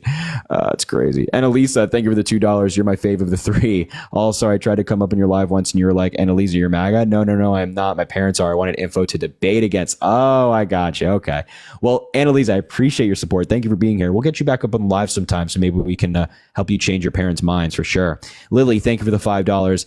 Appreciate your hard work. Why don't you guys talk about Katie Johnson? Just because that it's just the lawsuit was eventually dropped, and there's of course that there's some suspicious circumstances around that lawsuit being dropped, but I just don't think it's like one of the strongest points that we can argue from. That's just my personal view. Scott, thank you for the $5. Thanks for what you do. By the way, I don't appreciate being moderated after much support. The one time I asked to engage, shut down. I'm sorry to hear that, Scott.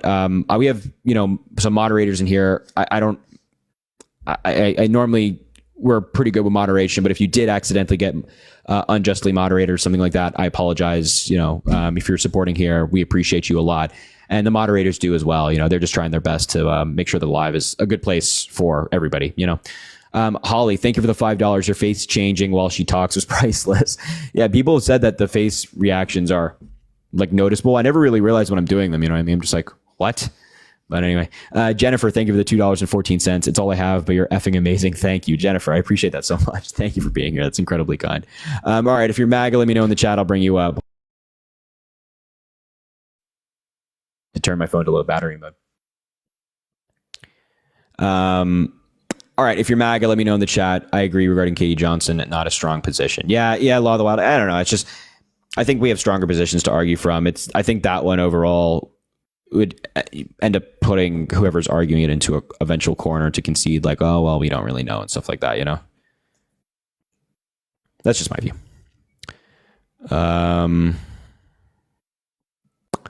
There we go. Let's bring up this person. Hey. What's up, man? How old are you? 28 or 30. Okay. Why you MAGA? Why you MAGA? But I'm voting for Trump. Yeah. I mean, it's pretty. To me, I've been watching a lot of the news, and Harris is just seems like a big liar.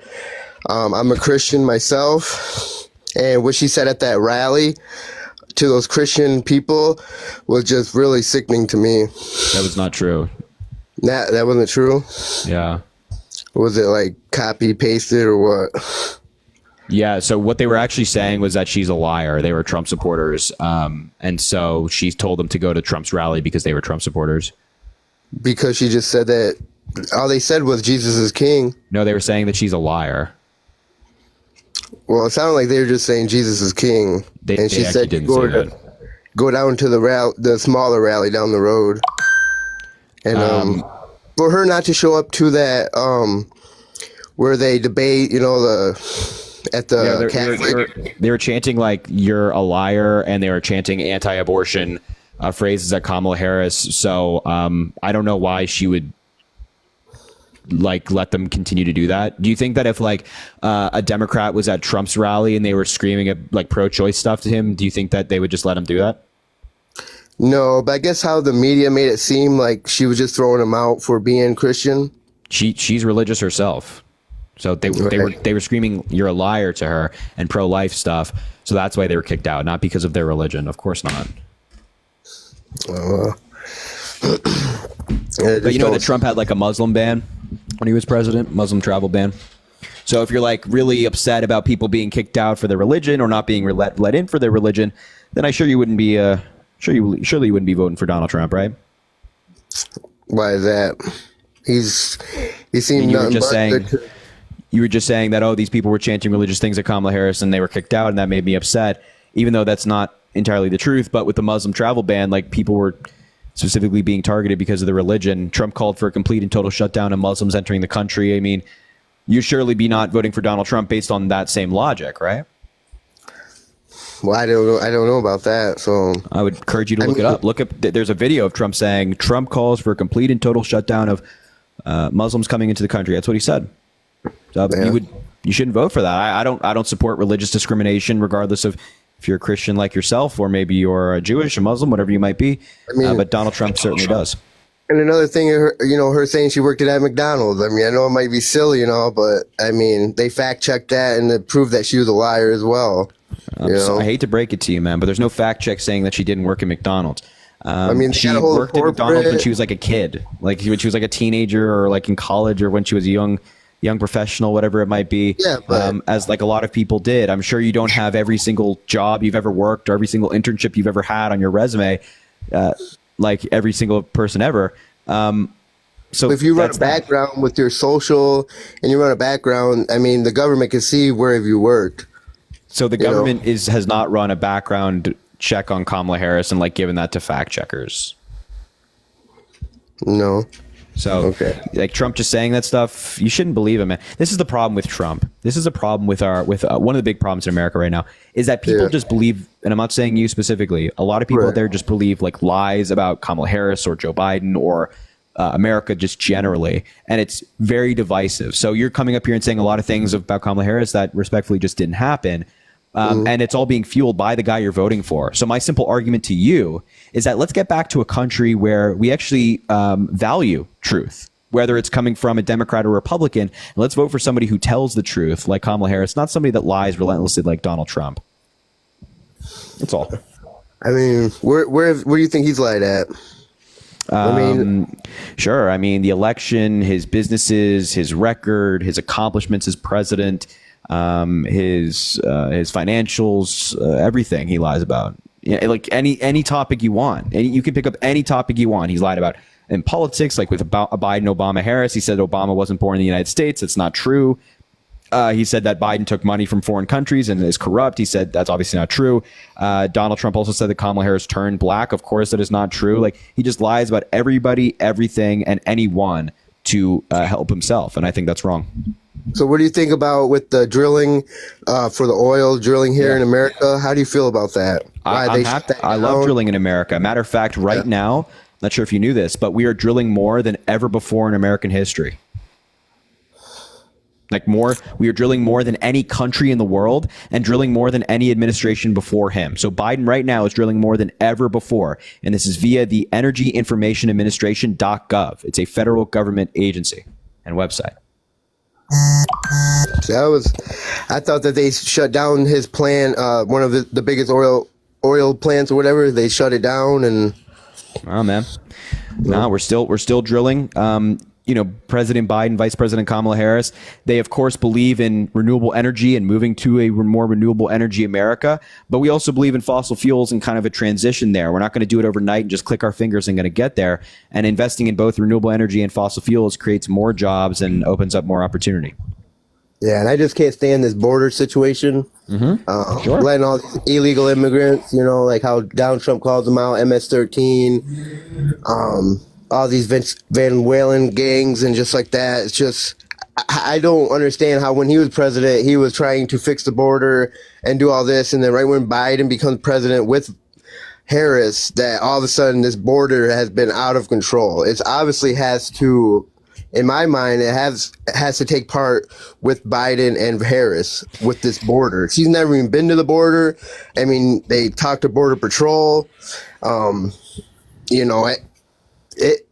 don't know. I just don't see how people could vote for Harris. I know there's media lies and everything like that, and there's well more than, we have to look into as people that are going to vote. We have to have a full understanding. That's why I joined this on this situation. But this border is number one. And these, I'm a taxpayer and I've seen the taxes and just how the prices of everything have gone out of control. And so, what state are you voting in?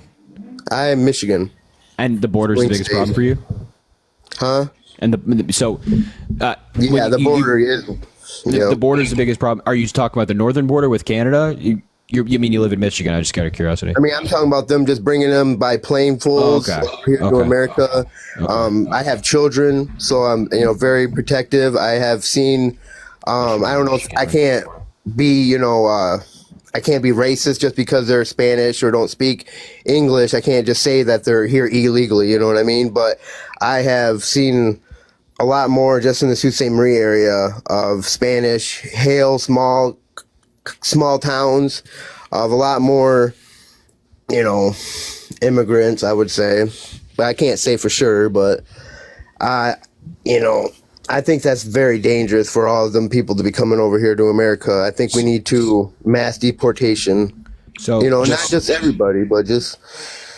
So I just want to be clear about a couple of things. You said a lot there. You said one of the things I just want to quickly address, it's the quickest thing, is that the Kamala Harris has been to the border. This is a picture of her at the border. She's been to the border multiple times. So that's first and foremost. Second of all, people aren't being flown into the country. That is part of a humanitarian parole program, which is actually a legal form of migration. And I just wanted to read you a quick portion of this Associated Press article that talks about this. Migrants are not being flown into the United States randomly. Under a Biden policy in effect since January 2023, up to 30,000 people from Cuba, Haiti, Nicaragua, and Venezuela can enter the country monthly if they apply online with a financial sponsor and arrive at a specified airport paying their own way. Biden exercised his parole authority, which under a 1952 law allows him to admit people only on a case-by-case basis for urgent humanitarian reasons or significant public benefit. So they are actually entering the country legally, and when they do this, and when they enter into this program, they're being vetted, and they come in and work for around 2 years, and then they can apply for a further stay in the United States, or they are removed from the country. So that's second of all. And third of all, you're saying, oh, the border is a big problem. Well, Kamala Harris agrees. She and the Biden administration tried to pass a bipartisan border that was written, border bill that was written by Democrats and Republicans. And it includes some of the strictest measures we've seen regarding immigration in decades, like giving billions to Border Patrol, allowing the president to shut down the border if it's being overwhelmed, rewriting asylum laws, all of this stuff. That bill was killed by Donald Trump.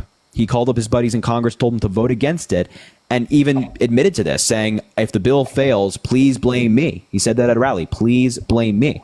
So if you care about immigration, you care about reform, I'd vote for the person, a.k.a. Kamala Harris, who's trying to work with the other side to get immigration reform done, not Donald Trump, who is, blocking this reform for political benefit. So you say that Trump has the, I don't see how. So he stated that if the bill passes, or if the bill fails, to blame him for it. Correct. I can actually. Do you want me to pull up the exact quote for you? Yeah, that would be nice. I got you for sure. I appreciate you, man. Let me see if I can. Okay, so he said, quote, as the leader of our party, there is zero chance I will support this horrible open borders betrayal of America. Keep in mind, this border bill was written by Democrats and a Republican senator who he endorsed, Senator James Lankford. He then went on to say, quote, I'll fight it all the way. A lot of the senators are trying to say respectfully, they're blaming it on me. I say, that's okay. Please blame it on me. Please. That's what Donald Trump said. And this is from a Hill article called Trump says, quote, blame it on me if border bill fails. It was published in January of 2024. So you said in the beginning, the open border policy. Correct. He's fighting the open border. So I agree with that. I would fight the open border policy. Yeah, so that's Donald Trump labeling the bill as open border. But of course, the bill did not open the border. Again, this actually gave a lot of concessions to the Republican side and their goals when it came to immigration, not so much for the Democratic side. So this is that's Trump kind of trying to justify him killing the bill, because he's not going to say, oh yeah, I'm going to vote against the bill that secures the border, or tell my buddies to vote against the bill that secures the border. He has to come up with something. And so that's why he said it. And of course, as I mentioned, the bill does not open the border. Matter of fact, it makes it extremely more difficult for people to come into the country. Okay. So I would not do not vote for that. Do not vote for a guy who blocks policy that would solve an issue you care about. All right, I'll be looking into that. Do more research. Awesome. And your vote matters in Michigan, man. You live in an important state. I don't know where you live in Michigan, but you live in an important state. So, you mentioned you got kids. Think about their future. That's all I ask. Yeah, for sure.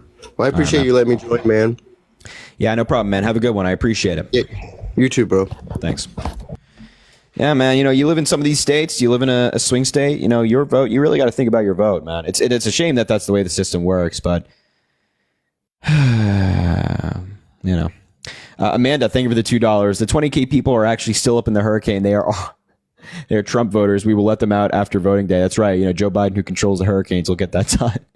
Austin, thank you for the $10. Look into Ivana's deposition during her divorce with Trump, claimed grape. Yeah, she did do that. That is true. In her deposition, she did do that. Angela, thank you for the $2. What is your plan for the lives after the election? You're amazing, and I enjoy watching and gifting when I have the extra funds. Amanda, I appreciate that so much. That's incredibly kind. I don't know what I'm going to do about the lives after the election. Maybe I've said to people before, maybe we'll just do like Democrat versus Republican lives. And of course, it depends on who wins, but we'll see. I'm kind of like, if you have any suggestions, let me know. Minecraft, thank you for the $5. Hey, what are your thoughts on Biden signing the Willow Project? Heard a lot of controversies about it. Harris Wells 2024. Yeah, so Biden actually had to sign that by law. These were permits that were sold to ConocoPhillips, I believe the country was, before Biden was in office. They were actually sold under the Clinton administration, so they had a legal right to those leases, so he had to sign them. Soren, thank you for the $1. Do you know Charlie Kirk? If so, please debate him and shut him up. The offer is always out there to Charlie Kirk to come in and debate. He has not so far taking the offer. Retired RN, Lois, thank you for the $10. Lots of support. Keep fighting. I appreciate it, Lois. Thank you so much. And Margaret, thank you for the $25 from Maggie Ball. Keep the great work up. I appreciate that, Margaret and Maggie. You guys are amazing. And Retired RN, thank you so much, guys. I appreciate all the support. It means the world. Venmo, Cash App in the link in the bio if you want to support these lives. Also drop a follow if you haven't already. Double tap the screen. Let's try to get up to 700,000 likes. Just fill that entire bar. When it comes up, and also spam those shares down there. It means the world. All right. If you're MAGA, let me know in the chat. I'll bring you up and we'll talk. You can tell me why on earth you're MAGA. Makes no sense. Makes no sense. Very strange. Very strange. But we'll get somebody up here. We'll get somebody up here.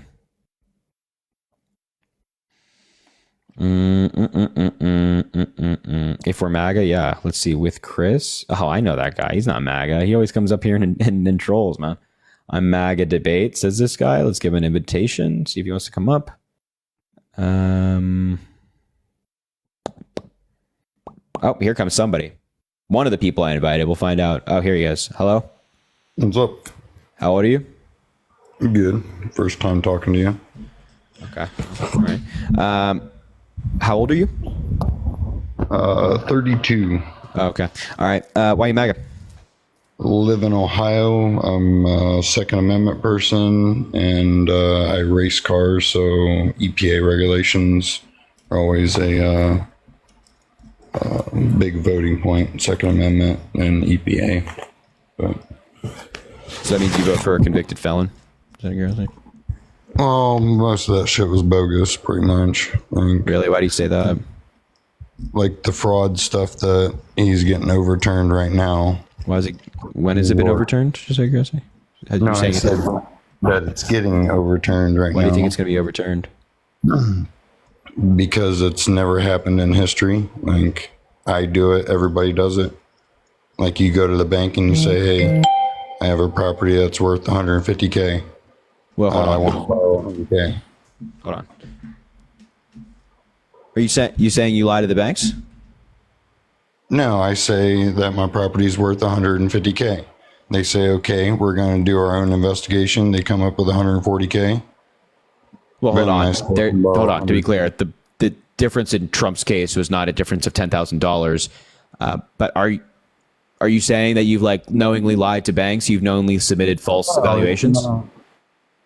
No. No. So when you say that everybody does it, I don't think everybody does it, right? So you haven't submitted false evaluations to banks because you know that's illegal, right? Do you own anything? Yes, I own things. I own Trump supporters. These people are not good at debating. Like when you go to the bank and you put something up for collateral, they say, how much do you think it's worth? They don't ask you how much do you think it's worth. There's actually an actual formula to find out how much these things are worth. So you can't just be like, yeah, I think my house is worth $1 trillion. And it's like, okay. But real estate school, and there's multiple ways of finding that. His was revenue. Except, no, it wasn't. It was just lying. So Trump lied about the square footage of some properties to say that, his New York City penthouse was around 30,000 square feet. In reality, it was just over around 10,000 square feet. And in New York City, that's a huge difference in valuation. It can be tens of millions, hundreds of millions of dollars worth. He also lied about the floors, how many floors were in his properties, how many apartments were in some of his properties, the revenues from those properties. It's like, if you just lie about all this stuff, this is illegal. When has there been a case like this ever brought? I just out of curiosity, why are you asking that question of all the questions? It's like that doesn't speak to the merit of the evidence against Donald Trump. It's like, this is a unique case because it's coming from a unique. Thank you, Austin, for the meteor. It's a unique case because it has unique facts. It's Donald Trump. Because they want to just prosecute him to keep him off the ballot. No, it's not because it's Donald Trump. It's because he committed some crimes. He broke the law, and this is very obviously illegal. And then he has people like you who defend him, unfortunately, when the evidence is clear. When was the law broke?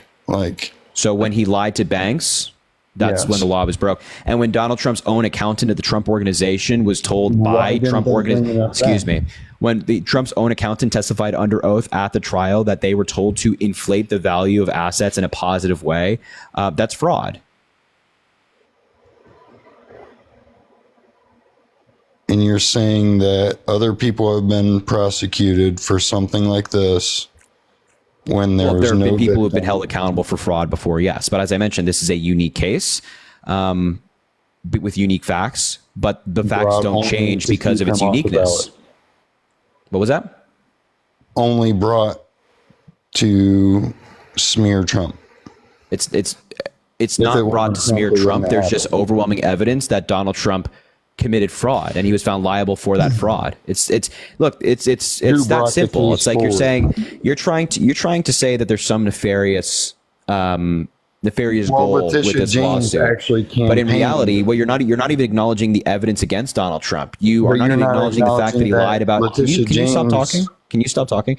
You're not even acknowledging the fact that he lied about the square footage of properties or the revenues of certain properties or the potential for revenue for certain properties. You're not even engaging with the facts. Why?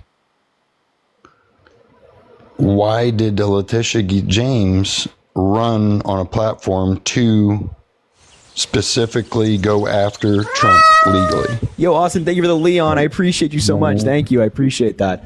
And thank you, Sage. Loan for the Sage. She didn't just run on the platform of, I'm going to get Trump. What she and others have said is that we're going to follow the facts and they'll take us where they may. And if there's something that shows that Donald Trump broke the law, then we'll hold him accountable. If there's not, then we're not going to bring a frivolous lawsuit because that would obviously hurt them and hurt the legitimacy of the Attorney General's office. So they brought lawsuits against Donald Trump, of which they could prove. And so far, in terms of the business fraud trial, they have proved that. And the district attorney proved that Donald Trump committed crimes. And your only excuse is, I think it's fraud and they're targeting him. You're not even engaging on the facts. You're not even saying anything about the merit of the evidence. You're just saying, I think they targeted him. And that makes no sense. I mean, probably wouldn't be a great defense attorney. That's kind of like entrapment. I said that's kind of like entrapment. It's like, find me the person, I'll find the crime. It's not at all because there is a crime here. And again, you're not engaging with the merit of the evidence. Do you know the evidence against Trump? Do you know anything about the evidence against Trump? Yes, I watched a lot of the court things, and I don't think you're watching the same videos I am. Okay, so what is some of the evidence against Trump that the Attorney General brought to the case? Well, the five judges that just went up against Letitia's lawyers or whatever, they all pretty much threw it all out. The ruling has not been issued. Yes, but the judges were astounded that they charged that much, 480 million or something like that. 482 million. So I think that, again, like I said this earlier in the live, I think it's likely that the sum gets reduced, but in terms of whether it being overturned, no, there's no reason to believe that the judges are going to overturn it. And then they also brought up the fact that there's no victim. There actually is a victim. I mean, there is actually a victim. It's the people of New York, and it's Deutsche Bank and all these other people, all these other lenders. So they actually did bring up victims and whatnot. But the law in New York gives the Attorney General broad authority to go after business fraud and people that commit fraud. The bank testified on Trump's side. They want to do business with him again. The bank actually did not testify on Trump's side. They also testified about how they exited the deal once they learned about Trump lying about a lot of this stuff. So the bank was not like, oh, we love Donald Trump. They're like, yeah, we actually ended the deal. They got interest. They got what they wanted. Yeah, it doesn't matter. I mean, just to be clear, if somebody commits a crime, if somebody steals $1 million from you, and then they give you $1 million back, it doesn't mean that a crime wasn't committed. With interest. Yeah, it doesn't mean that a crime wasn't committed, right? Would you agree? There was no victim. Like, so the people that were stolen from. If somebody stole something from me and then gave me back the money with interest, wouldn't you be happy? No, I would still want somebody who steals money to go to jail. What? Of course, I don't like thieves in society. Wouldn't you agree?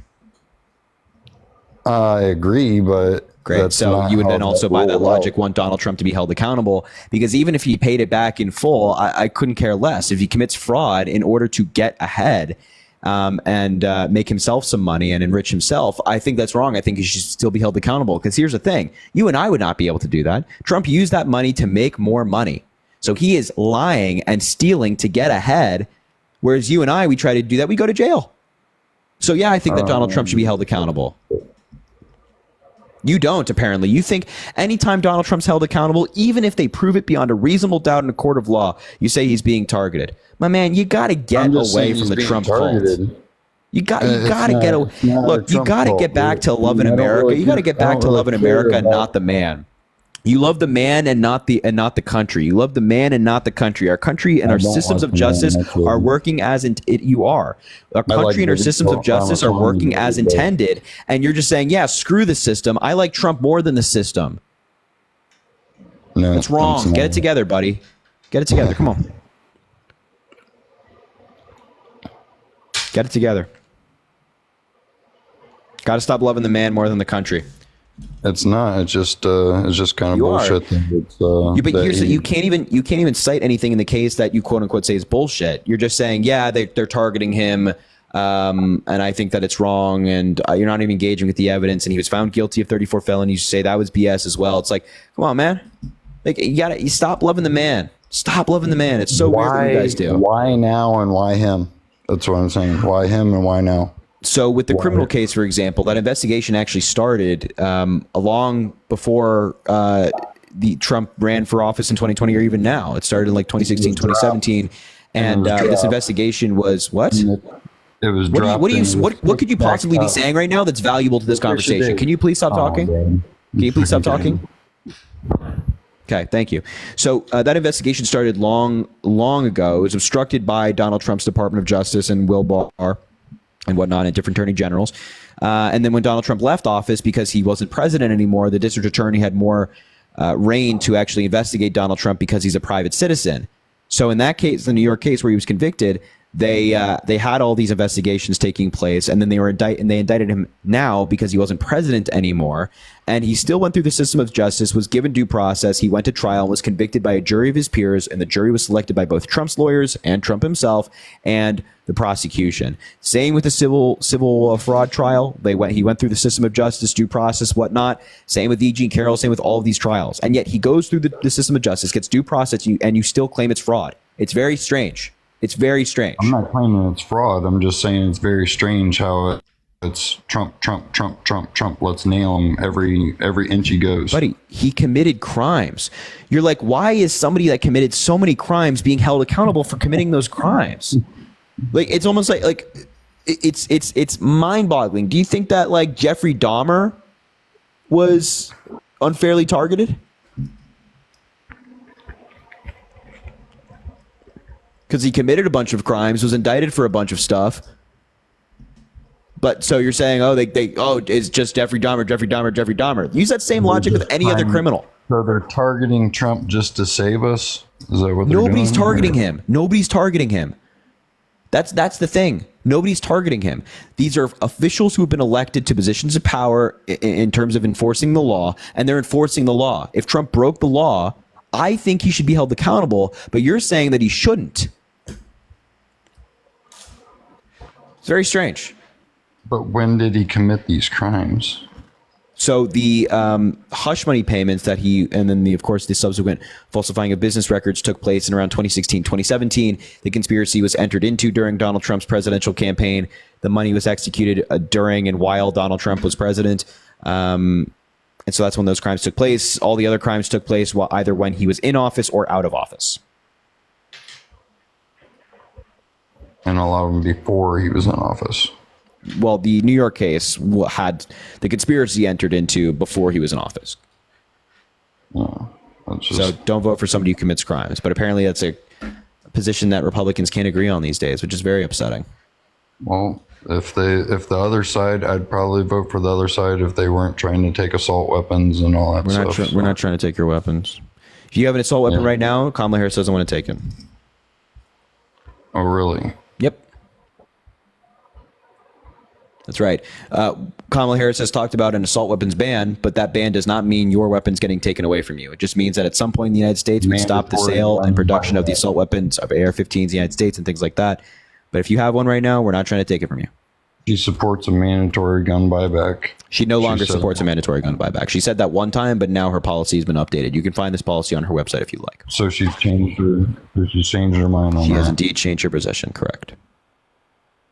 That's weird. And by the way, Joe Biden has been president for 4 years. Kamala Harris has been VP for 4 years. They haven't come from your guns yet, right? Actually, one's became illegal under their administration. What gun became illegal? Actually, a 22. I mean, I know they've taken reforms on like ghost guns and things like that, but in terms of like, no, it's a 22 AR, an AR pistol because it has a brace. They think that a 22 is scary. They put government in charge of it, and it just gets all whacked out because they don't know anything. Like a 22 AR is like lethal to a squirrel, but yet it's the only illegal gun that I ever lost in a boating accident. And wait, what? A 20? What's the weapon that was banned? What's the name specifically? An AR-22 pistol. Any AR platform 22, like any AR platform pistol or whatever, any pistol that has a brace on it is now illegal. I just looked this up. No, quote, no, the AR-22 pistol is not banned under federal law, as the federal assault weapons ban expired in 2004. However, some states have their own assault weapons laws, including Illinois. So depending on where you live, you might have a ban in your state, but it's not federal law. It's a federal ban only on the brace. You can take the brace off and just have like a little tube sticking out or whatever and use like a pistol if it's registered as a pistol. Yeah, I don't know about a brace. I mean, I don't know the specifics about that, but you can, no weapons are being banned. Gets involved in like dealing with that stuff, and they're like, oh, this brace is bad. It's weird. Yeah, I mean, again, I don't know the specifics of what you're referencing, but point is that, Joe Biden and Kamala Harris have been president for 4 years. They haven't come for your guns. They're not taking your guns. You'll be all right, I promise. And you don't have to vote for a wannabe dictator to protect your firearms. It's, you don't have to compromise on your... What? And the EPA regulations are pretty much killing us. The last Biden, the Green New Deal they passed? What was that, Obama? Green New Deal's not been passed. Or like Green New Deal wasn't that back in like Obama era where they were trying to get that through? Nope. The Green New Deal has not been passed. What was the past one that we did? The Inflation Reduction Act? No. I don't know what you're referencing, but listen, all right. I think we'll leave the conversation there. Just think about your vote, all right? Yeah? Negatory, I can't. All right, go vote for the wannabe dictator, man. Compromise the country, I don't care. Jesus Christ. I think he lives in Illinois. Yo, Janet, thank you for the $5. Any info on Trump saying $60K to bury a blank blank in regards to murdered Vanessa Gillen, who was serving our country when she was really blanked on based in Fort Hood, Texas? P.S. You're awesome. I appreciate that. No information. I mean, none more than we have right now from the Atlantic article, but insane. Oh, he said Ohio. You're right. Lynn, he said Ohio. You're right. Totally forgot about that. JW, thank you for the $25. Hey, Harry, sending you some more support. Mortgage is coming up next week, so I wish I had more, but I wanted to show you some love. JW, please save your money. Pay your mortgage, man. I just appreciate you being here. As I always say, like, if you're just watching and enjoying and liking up the live, it means a lot. You don't have to do any more. And JW, you're always supporting the live, so I apprapprate it, man. Hope you're doing well. Know that we're always appreciative of you. And Sarah, thank you for the $1. Is he saying Trump or bump stocks? Trump banned those. Yeah, I don't know. I don't know what he was talking about, but you know, some people are just too far gone. Hopefully, Michaela is not. Michaela, why are you MAGA? I'm in for her. Oh, okay. Is she with you? Yeah, she's with me. I was listening, so I just figured I'd get on. Yeah. 1 second before we start, make sure to drop a follow if you haven't already. We do these lives all the time. Double tap the screen. Let's try to get to 800,000 likes, all that good stuff. Venmo, Cash App, and the link in the bio. You want to support the live. So hopefully this individual is not super extreme. So why are you MAGA? Well, I got a better question. Like, why are you not? I mean, you sound like you got Trump derangement syndrome, like nobody's business I've ever heard. What state are you voting in, out of curiosity? Washington, so my vote won't really matter. But gotcha. So, I support Kamala Harris for a number of reasons. She has been a dedicated public servant, starting as District Attorney of San Francisco, Attorney General of California, Senator from California, now Vice President, now running for president. In all of these different roles, she's accomplished a lot of great things for the people that she was representing. But, you know, on a moral level, she's a good person. From a leadership perspective, she's great. She has the necessary experience, and she has some great policy that she's proposing, such as being pro-choice and wanting to invest in American manufacturing and further expand healthcare for veterans and things of that nature. So that's why I support Kamala Harris. Why do you support Donald Trump? is one of your favorite things supporting her the sex changes for criminals, or you mean the same thing that Donald Trump funded under his presidency? No, he didn't. It's the law. So I have an article on this from the New York Times I can show you. Again, it's just a lack of reading. Look, this is the article from the New York Times. It says, under Trump, U.S. prisons offer gender-affirming care, because if a state or the federal government was preventing somebody in a prison who was deemed medically necessary for them to get. One sec, I'm not done yet. If it was deemed, one sec, I'm not done yet. I'm not done yet. Sex offenders in prison. Yeah. So listen to what I'm saying. You'll understand why the government does this. So if it was deemed medically necessary for a trans inmate to get gender affirming care, it would be against the cruel and unusual punishment clause of the Constitution, because that procedure, those hormones, whatever it might be, have been deemed medically necessary. So for example, it would be like saying, hey, this person, it's been deemed medically necessary for them to get heart surgery. You wouldn't say, well, the state should prevent them from that. You would also say that violates the cruel and unusual punishment clause if they did do that. Same's with somebody who's trans and has been deemed medically necessary for them to get that care. That's why it took place under the Trump administration. And so to answer your question, this happens under both administrations. You realize that the true amount of a true transsexual who has male and female parts. Can you tell me why you support Trump? Can you tell me why you support Trump? Yeah, because he had a great economy. Look at the economy that we have right now. Did we have wars brewing under Trump? No. Yes. Now we have two brewing under this administration. And, you know, Ukraine, maybe he couldn't have done anything with Israel, but Ukraine could have easily been stopped. You know how I know? Because they took Crimea under Obama, tested the waters, and they didn't do anything for 4 years. And as soon as the Biden administration came in, they're lining tanks up to storm in there. So what did Donald Trump do? We'll talk about all of this and more. We'll talk about all of this and more. But what did Donald Trump do to make the economy better? Well, he had record low unemployment before. That's not the question I asked. What did he do to make the economy better? What did Biden do to make it better? I'm happy to talk about what Biden did to make the economy better, but I asked you a question. I would like an answer. What did Donald Trump do to make the economy better? Well, he started with his tax cuts that he put in that are still in effect, that they've never went and removed. Obviously, so how did the tax cuts help the economy? How do tax cuts not help the economy? They put more money in everybody's pocket, up to $4,000. 83% of the benefits went to the top 1%, though. How did that help the middle class? No, they didn't. Yes, they did. Your talking points aren't facts. They're just. I mean, I can show you an article on this if you'd like. I can show you an article on this if you'd like. Lines that you like to put out there, but his tax. It's not rehearsed stuff. It's just fact. It's just fact. So there's also been a number of projections. There's also been a number of projections from, for example, there was a study done by a Republican and a Democratic economist that found that the tax cuts were only going to grow the GDP by 0.02%. 0.02%. And it would add trillions to the deficit, which it did. The deficit went up every single year under Donald Trump.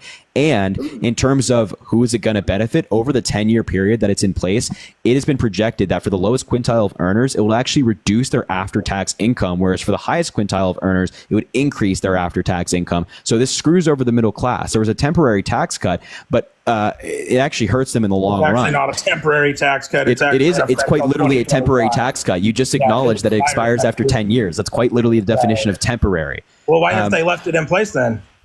Well, it would be terrible to leave it. It would be terrible to leave in place. It'd be terrible to leave in place because it only benefits the wealthy. And as I just mentioned, 83% of the benefits went to the top 1%. And for the biggest earners in the country, it skews heavily to them. And you still have not cited any data for why these tax cuts help the economy. Like, how did it lead to more job growth? Where's the data that said it led to more job growth or things like that? Because that's what Donald Trump said it was going to do. He said he was going to boom jobs, and that never happened. Well, do you remember a thing called COVID happening where our whole economy shut down? I for sure do, but there were a couple of years before COVID happened where this law was in place. Take credit for too. The ones that came back after COVID. Yeah, so even if you factor out the COVID jobs, Biden still has better average job growth than Donald Trump did. He got all the returning jobs that disappeared from COVID. Yeah, and did you just listen to what I just said? If you factor out the COVID jobs, even if you call them COVID jobs, which they weren't automatically going to come back, they weren't just going to be like, okay, they're all back now. But even if you factor out those jobs, Biden per month still has average better job growth per month than Donald Trump did. Can you answer my question? If those tax cuts that you're slamming on are so bad, Biden and Harris have been in power for the last 4 years. Why have they left them in place? So they tried. And they controlled the Senate and the House in the beginning. Why did they leave them in place? They tried. The Republicans blocked the reform. Dude. It's also called the filibuster, by the way, in the Senate. I'm not sure if you're familiar with that. They don't have the filibuster, pal. Like that's another. Do you know what the filibuster is? Yeah, it's called where they can fucking jam things through. I do. Yeah, know. So you need 60 plus senators to end a filibuster, and they don't have, as you know, 60 plus senators to end a filibuster. No, but they've got the tie-breaking vote in Kamala Harris. So yeah, and in order to get rid of the filibuster, you need a majority of people, and they don't have the majority of the people in the Congress and the Senate specifically that want to get rid of the filibuster. They also don't have 60 Democrats to break a filibuster. Listen, they put those tax cuts in without the filibuster, and they could have repealed them without the filibuster. They went through a specific procedure. I know a lot through of people Congress. Are listening to you don't know the way things work, but I do. Neither do you. You don't even know what the filibuster is. So they went through a specific procedure through Congress called reconciliation. They're never going to have that again. Just be quiet. They went through a specific procedure through Congress called reconciliation that can be used for certain policies, specifically surrounding the economy and taxes.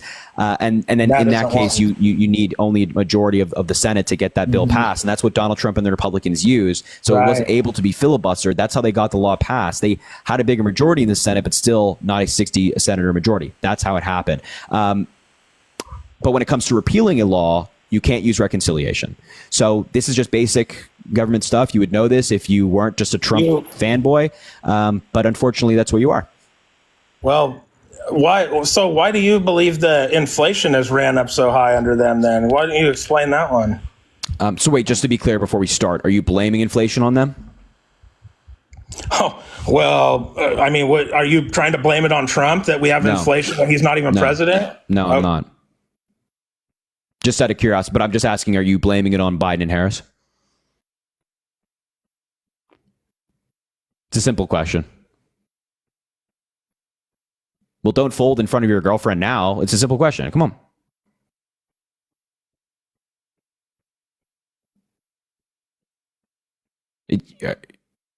You're just choosing not to answer? God, it must be embarrassing to have Oh, he just left. Oh, okay. All right. No, for sure, man. No, for sure. No, for sure. I like that. You're sitting in front of your girlfriend and you just straight up leave the live. I don't. That's crazy. Can't do that. Can't do that. Come on, bro. That was unfortunate. Devon, thank you for the $4 in the box, bro. I have a question about the border. Yeah, happy to bring you up. You can also just comment under this, and I can answer it that way if that makes it easier. Hannah, thank you for the $10. Do they know yelling doesn't mean they're right? Hannah, I don't think so. I think that, they think that the more they interrupt or the more they scream, I think they think that means they're right, but not great. Patricia, thank you for the $10. Love your lives. MAGA is so unhinged. Damn right they are.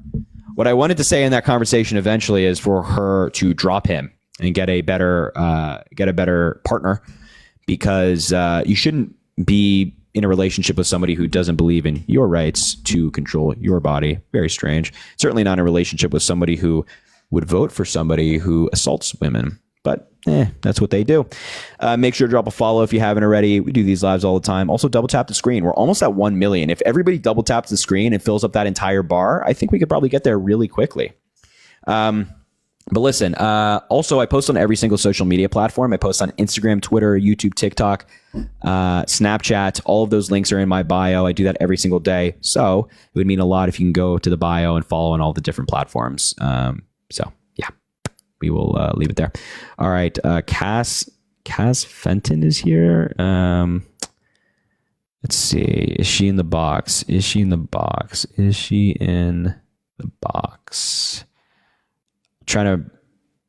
She's not. I can't invite her up for. Oh, this lighting is brutal. Hello, fix yourself. Oh, look at this guy saying felon for president. Let's give that guy an invite. Seems like a real stand-up guy. His profile picture is his girlfriend kissing him on the cheek. I wonder if she knows that he loves Trump more than her. It's gonna be a tough conversation one day. Tough conversation. It's not, I don't know how you break that to her. All right, if you're MAGA, let me know in the chat. I'll bring you up. Look at this guy saying Trump all day. Very strange. It's just very strange. Oh, here's somebody. Venmo, Cash App in the link in the bio if you want to support the live. Drop. And he left. Why'd you leave? You can't talk all that rah-rah in the chat and then leave. I got kids asleep, man. But yes, felon. Well, go into another room, buddy. Get the hell out of the live. You're going to be doing stuff like that. MAGA is forever. I've talked to that guy before. Trump all day. Oh, he said my phone glitched. Let's get him back up. You let me come back? You're back. Am I back on? Yeah. Sorry, man. My phone was glitching out. Her phone was glitching out, yeah.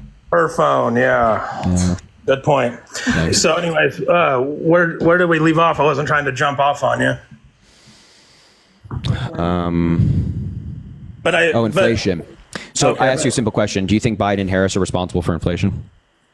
Well, yeah, I think they drove through a bunch of policy when they first got in there that haven't helped it. I think there definitely would have been inflation under Trump, because I don't think it would have been as bad. You can't really pass out as much unemployment as went out over those years and not have some type of inflation. But I think that they continued to drive home a problem for sure.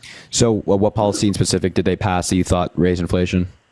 Well, I think bringing back unemployment and all the stuff that they did in the beginning, and along with that, the bill of their Inflation Reduction Act.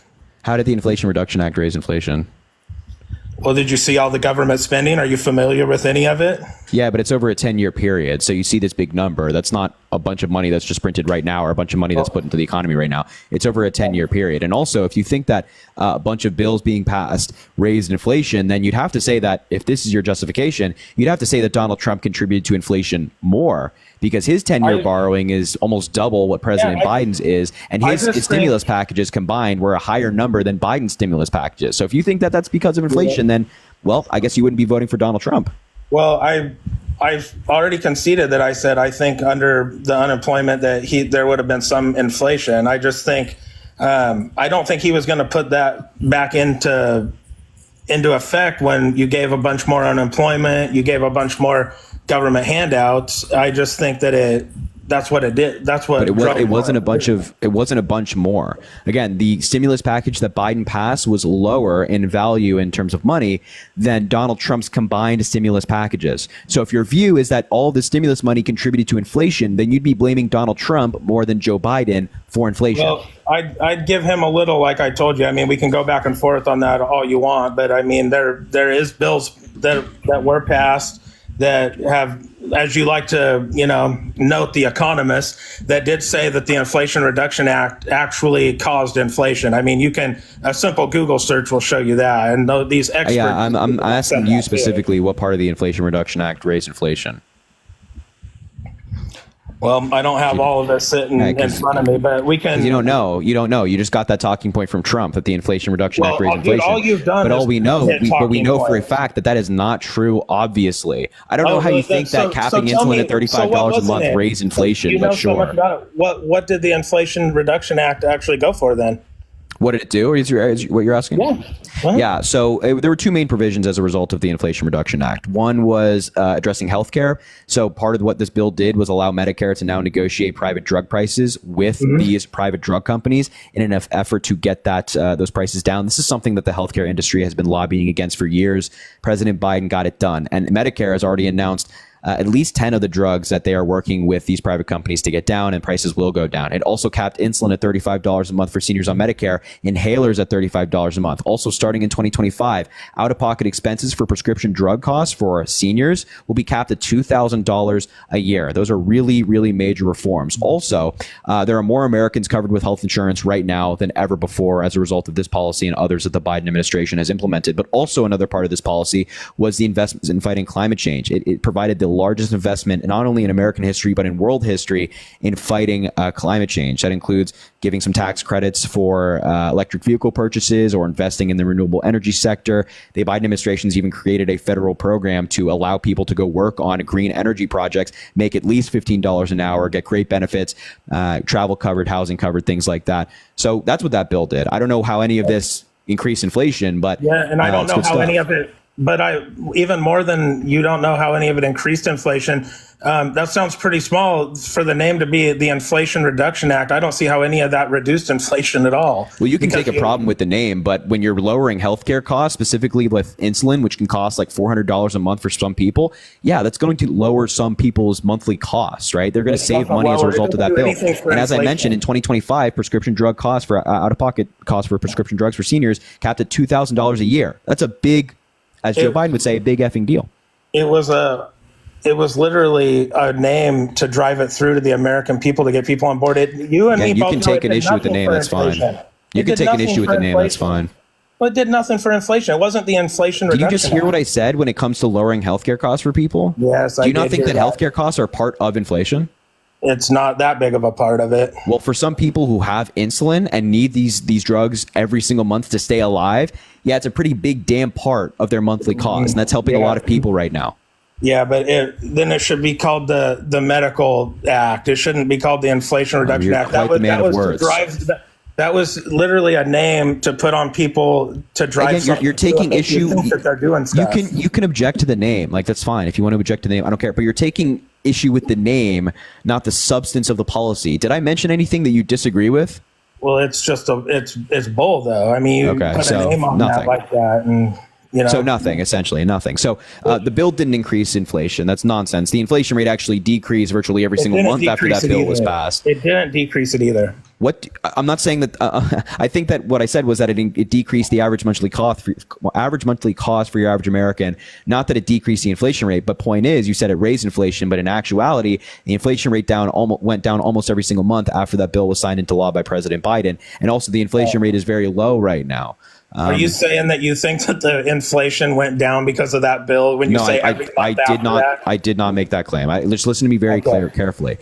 Inflation went down almost every single month after that bill was signed into law. I'm not saying that bill decreased inflation. I'm saying it certainly lowered costs for a lot of people, but I'm not saying it decreased inflation. But now inflation is around 2.4%. It's very, very low. It's gotten down because of the work that the Federal Reserve has done and, of course, investments that Biden has made.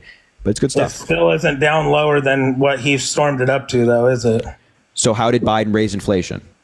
Well, how's it raised on his watch? What do you mean? So you said that he stormed it up to a high rate of inflation. How? If Trump was in office and inflation had went up like this right now, would you really be saying Trump didn't raise inflation? Yeah, the president doesn't control inflation. You're blaming him for everything like I heard you already do it on. The president doesn't control inflation, my man. Yeah, doesn't control gas prices. Doesn't control inflation. Final signature on law. So in essence, they do. He signed off. In essence, they don't, because you'd actually have to pass policy that increased inflation, and you'd have to actually be able to point to a policy that increased inflation. So far, you've failed to do that. And back to you talking about the tax cut. To repeal a law, I understand what you're saying, but they could have easily passed a new tax plan, and all they would have needed was Kamala as the tiebreaker to do it. But they didn't have a tax plan. They never had a tax plan. And you know, and I know that them repealing Trump's tax cuts that were actually good for the American people would have been a suicide mission for them. They know it would have been taking money. I mean, wait, by the way, the Democrats are running on repealing these tax cuts right now because they didn't help the American people specifically. Like that, Trump's tax cuts are wildly unpopular when polled. Oh, really? Trump running on these tax cuts and wanting to give billionaires more tax cuts is a really bad policy that I don't understand why they run on, but they do it anyway. And, you know, the Biden administration was busy. First of all, they can't just repeal a law and then put in their own, right? That you can't just do that with a simple majority in the Senate. But also, the Biden administration was busy with passing gun reform and investment in infrastructure and investment in manufacturing, expanding veterans' health care, and more. All of this stuff they were busy with. It's certainly a more productive administration than the Trump administration by far. So they were busy with that stuff while Donald Trump was sitting at Mar-a-Lago tweeting and golfing. Why is he probably going to win again in a couple of weeks? And what's your theory on that? I don't know where you're getting probably from. Any election expert is telling you the election is tied. Like at best it's 50-50. Can we make a deal right now that I don't the bet day on after the politics. election? Huh? I don't bet on politics. So if you're about to say, can we bet? I'm not betting. I'm saying, can we just make a little agreement that the day after the election, you and me do this again, no matter what? Yeah, you can come in the live. I mean, I'm not going to guarantee that you can come up, but if you're there and you're saying like, oh, Trump or something like that, I'm not going to be like, oh, I'm not going to let this guy up. Absolutely. Okay, so you think Kamala has a good chance of winning in a couple weeks? I think both of them have a decent chance of winning. I wouldn't say one way or another that it's leaning toward. Like I actually have 538 pulled up in front of me for the president. It's tied in polling in Michigan, Nevada, Pennsylvania, and Wisconsin. So this election is close. It's not probably this person's going to win or probably that person's going to win. You ever pull up 270 to win? Yeah, I'm familiar with 270 to win. Yeah, it reads a little different, but I know it's close on all of them. Yeah, so I wouldn't say anybody's probably going to win, but certainly the felon shouldn't win. Well, let's get back to that then. So do you really think that if Alan Bragg, who brought the criminal case against him in New York, ran on doing that, right? They couldn't bring that case for 2 years before him. He ran in a liberal district with a liberal prosecutor, a liberal judge. Do you really believe that horseshit trial would have been brought anywhere besides a 92% liberal state like New York? So Alan Bragg didn't run on prosecuting Donald Trump. What he said in his campaign is that he'll follow the facts and it'll take them where they may. And there were actually people that resigned. There were people that resigned from his office because they felt like he wasn't prosecuting or going at the case aggressive enough. He had to change the law. The law was not changed. What law was changed? He had to go back and change it to a felony from a misdemeanor. He had to extend the law is not changed. That's not changing the law. And that's what Donald Trump did. He committed a felony. He didn't commit a misdemeanor. It would be a miscarriage of justice if he was charged with something else that, as opposed to being charged with what he should have been charged with. So that's not what Alvin Bragg said. And then he was indicted. Donald Trump.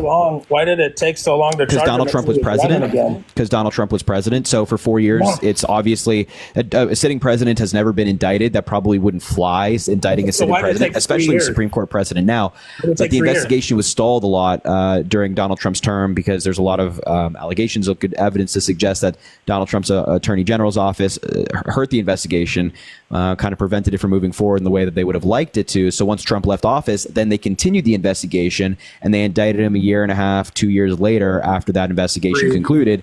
And they went to a grand jury. The grand jury was a group of average American citizens in New York. They handed down an indictment. They indicted him. They went to trial. Donald Trump and his lawyers helped select a jury. So did the prosecution. And Donald Trump had a defense. There was no instance of him not being given due process, and he lost. He was convicted of all 34 counts. Can you point me to an instance in the case where he was treated unfairly? Well, he was treated unfairly through the whole thing. I mean, listen, man, have you ever seen something like that? Like, have you ever known people who have been in trouble? Let's say he really did pay a porn star, right? 34 felonies. Are you for real? He was not charged with paying an adult actress. Yeah, he was charged with falsifying business records in the first degree. Right. And you were talking earlier about how all the banks and all this stuff, when you were talking to the guy earlier who didn't know nothing, you know that not one of these banks wanted him to be charged and he defaulted on none of them. Not one of those It doesn't matter. Not one of those loans did he ever not pay. There was no fraud. I mean, as I was saying to that guy earlier, and we should talk about both these cases, but as I was saying to that guy earlier, even if a crime is committed, but all the money is paid back, it doesn't change the fact that the crime was committed. You can't have thieves in society who take money and then give more money back just so they can make some cash. So I think that thieves should be held accountable. I would hope that you would agree. Donald Trump is clearly a thief. He lied to these banks to get better interest rates and more favorable loans. But specifically, just going back to the criminal case, can you point me to a specific instance in the case where the judge or the prosecution or anybody involved in the process was unfair to Donald Trump? Yeah, absolutely. Okay, go for it. Did you watch any of that? Every motion that they ever brought to him was, you could tell that the judge was against him from the beginning. And can you give an example? And you know that prosecutor, whether you want to sit and act like he wasn't or not, he ran to charge Donald Trump. You said this already. Can you give me an example? Well, with all the motions and everything, that their main thing to get Donald Trump was an actual liar in Cohen, his old lawyer. Wait. It was not just Michael Cohen who testified, by the way. It was David Pecker, it was Hope Hicks, it was Michael Cohen, it was a variety of people. But again, I'm asking you a simple question. I'm asking you a simple question. You said that there were so many examples. So can you give me an example of during the case when the judge or anybody was unfair to Donald Trump? The biggest one to me would be letting Michael Cohen testify. It's the equivalent of this. If you right now you hire a lawyer, right, who makes decisions for you for your business, and they do things, and that lawyer ends up going to prison saying what they were doing was wrong, and because they lied for Donald Trump. Going to do time, but do you appoint your lawyer in the direction you want him to go, or does a lawyer appoint you in the direction they want you to go? I don't even know what that question means in context of the case. If you seek legal advice from a lawyer, if you're in trouble tomorrow or you have business doings and you go hire a lawyer, are you telling them how you want them to work, or are they telling you how to work? How does this speak to it being wrong for Michael Cohen to testify? You're saying it was wrong for Michael Cohen to testify. What would prevent Michael Cohen from testifying? Well, the fact that he's a proven liar and a felon himself should but criminals testify in cases all the time. So, for example, somebody might plead guilty to a crime, a lesser crime, to testify against somebody that's on trial. So them being a criminal inherently does not make them not trustworthy, especially because Michael Cohen was Donald Trump's fixer for many years. He had firsthand knowledge of a lot of this stuff. Right, and the crimes that Michael Cohen went to jail for, admitted to, were crimes that were at the benefit of Donald Trump. He was doing this stuff for Donald Trump. He lied for Donald Trump. But my point to you is, if you bring on a lawyer who advises you on everything, like Cohen did for him, right? Is it really, at the end of the day, Cohen that maybe should be being charged for all that, or Trump? Because Michael Cohen faced accountability. In the dealings I've ever had with any kind of lawyer, I'm not the one telling them what to do. So Michael Cohen faced accountability, but you're still not explaining to me how Michael Cohen testifying is unfair to Donald Trump. The prosecution's allowed to call whoever they want, and the defense could have called people to combat Michael Cohen's testimony, and Donald Trump's defense and he himself failed. Because why would he not, when he got deals from the prosecutors to go against Trump?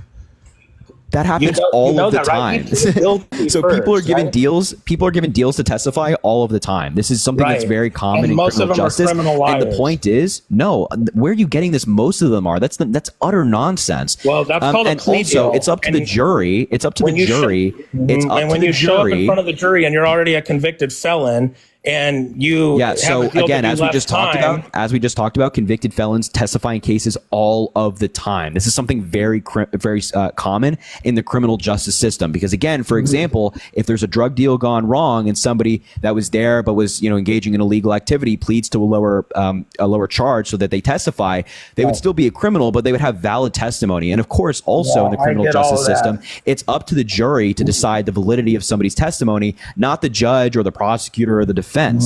That's why a lot of them are given free reign, or not free reign, I should say, but a lot of leniency when it comes to testifying, because it's up to the jury to decide their validity. And that's what happened. The jury decided. There was a jury appointed, and Michael Cohen's testimony was backed up by testimony from people before him. It was a very beautiful story weaved by the prosecutors, and having Michael Cohen testify last was very deliberate. But again, you're just bringing up random shit to justify voting for a convicted felon. You can't just accept that the guy you're voting for is a goddamn criminal. You have to come up with random things that you don't know to justify voting for this guy. From a liberal justice department and 91 felonies. You got people out here doing all kinds of crimes, not getting 90 something felonies. And that's utter nonsense. Felonies. There are people charged all the time. You also don't, I mean, like in the other cases, Donald Trump's on audio admitting to stealing classified documents. Yeah, I don't know. You don't know about that. You know, he's on audio pressuring the Georgia Secretary of State to find him 11,000 votes so he could overturn the election in his favor. You don't know about that. So why didn't Biden catch charges over the ones in his garage? Because he was investigated for this. And it was the same reason that Mike Pence, Donald Trump's former VP, did not catch charges. Because in order to charge somebody with the statute surrounding national defense information, there has to be intent and withholding and knowledge and knowingly withholding classified documents. So if you intentionally steal classified documents, then you can be charged with a crime. But if you unintentionally retain classified documents, like, for example, somebody packs up boxes, accidentally throws a document in there and brings it home, that is not a crime. You will not be charged. All you got to do is give the document back, and then you're good. That's what Mike Pence did. That's what Joe Biden did, and they were not charged. But with Donald Trump, there is intent. It's very obvious via all the evidence we have that he intentionally stole classified documents, and you're voting for him anyway. Well, what they actually said on Biden was he was such a bumbling old man. He wasn't coherent enough to actually catch a criminal case. Not wrong. Wrong. Not wrong. Wrong. You haven't even read the report. You'd have no idea. What was the special counsel's name? On what one? The one that investigated Biden? Yeah, exactly. That's what I thought. So what Special Counsel Robert Hur, not what you thought. Special Counsel Robert Hur I don't have all my talking points in front of me. Yeah, I'm sure you don't have all the talking points. Neither do I. I can do this blindfolded, by the way. What Special Counsel Robert Hur actually said was that a jury would view Biden as a well-meaning elderly man with a fuzzy memory. They didn't say he was a bumbling fool. And they weren't making a conclusive statement about Biden's mental ability. What they were saying is that this is how a jury would view him. And the fuzzy memory comment was not about Biden's mental fitness. It was about the fact that a lot of the allegations or the things that they were investigating took place 5, 10, 15 years ago. And if I were to ask you, hey, what did you do 10 years ago to the day? You would have no idea. Like any rational person would have absolutely no idea what they were doing 10 years ago to the day or when this document got into their possession. And the special counsel, Robert Hur, specifically said that he is not being charged because there's not enough evidence to convict him of a crime. So if he's not a bumbling, stumbling old man, why'd they sack him the way they did to throw in Kamala at the last second? See, it's so fun. It's so funny, man. It's like you got to move on with the talking points. It's just you got to move on with the talking points. You have to move the goalposts every single time. If it's not this, it's this, and if it's not this, it's this. If it's not this, it's this. Joe Biden made the decision himself to step aside. It's one of the most honorable things that anybody's ever done. It's one of the most honorable things that anybody's ever done in power. Donald Trump had the ability to pass the baton to a younger generation of leaders. He chose not to because he's a power-hungry freak. And so Joe Biden made that decision. Now we have Kamala Harris, an experienced prosecutor who's running up against a convicted felon, a proven sexual abuser. Joe Biden didn't make the decision. They sacked him. He did. He said that himself. By the way, he tried to stay in, and you know it. Hold on. By the way, the things I just mentioned. You mentioned your girlfriend's in your room. Donald Trump assaulted a woman, was found liable for doing it. Why? How can you look your girlfriend in the eyes and tell her that you're voting for Donald Trump, who assaults women? It's my daughter, bro, not my girlfriend. Okay, how can you look your daughter in the eyes and tell her that you're voting for somebody who assaults women? You think it's funny? I don't think assaulting women's funny. Yeah, dude, I think when I'm sure the reports that come out on walls with two boys, I'm sure you've that's been completely debunked. There's literally no evidence to cite that. But please don't pivot. How can you look your daughter in the eyes and tell her that you're voting for somebody who assaults women, somebody who's on audio bragging about assaulting women, somebody who's on audio saying he wants to date a 10-year-old girl, somebody who's on audio calling his own daughter voluptuous and saying that he'd date her if she weren't his daughter, somebody who's also been accused of sexual assault 27 times. So why when no, answer the question. No. Why was this never brought up before he was president ever? Actually, he was accused of sexual assault many times before he was president. No, he wasn't. Yes, he was. No, he was not. Yes, he was. And he damn sure wasn't ever fucking brought into court for it. Yeah. A lot of accusations don't go to court. Matter of fact, a very small amount of accusations actually go to court.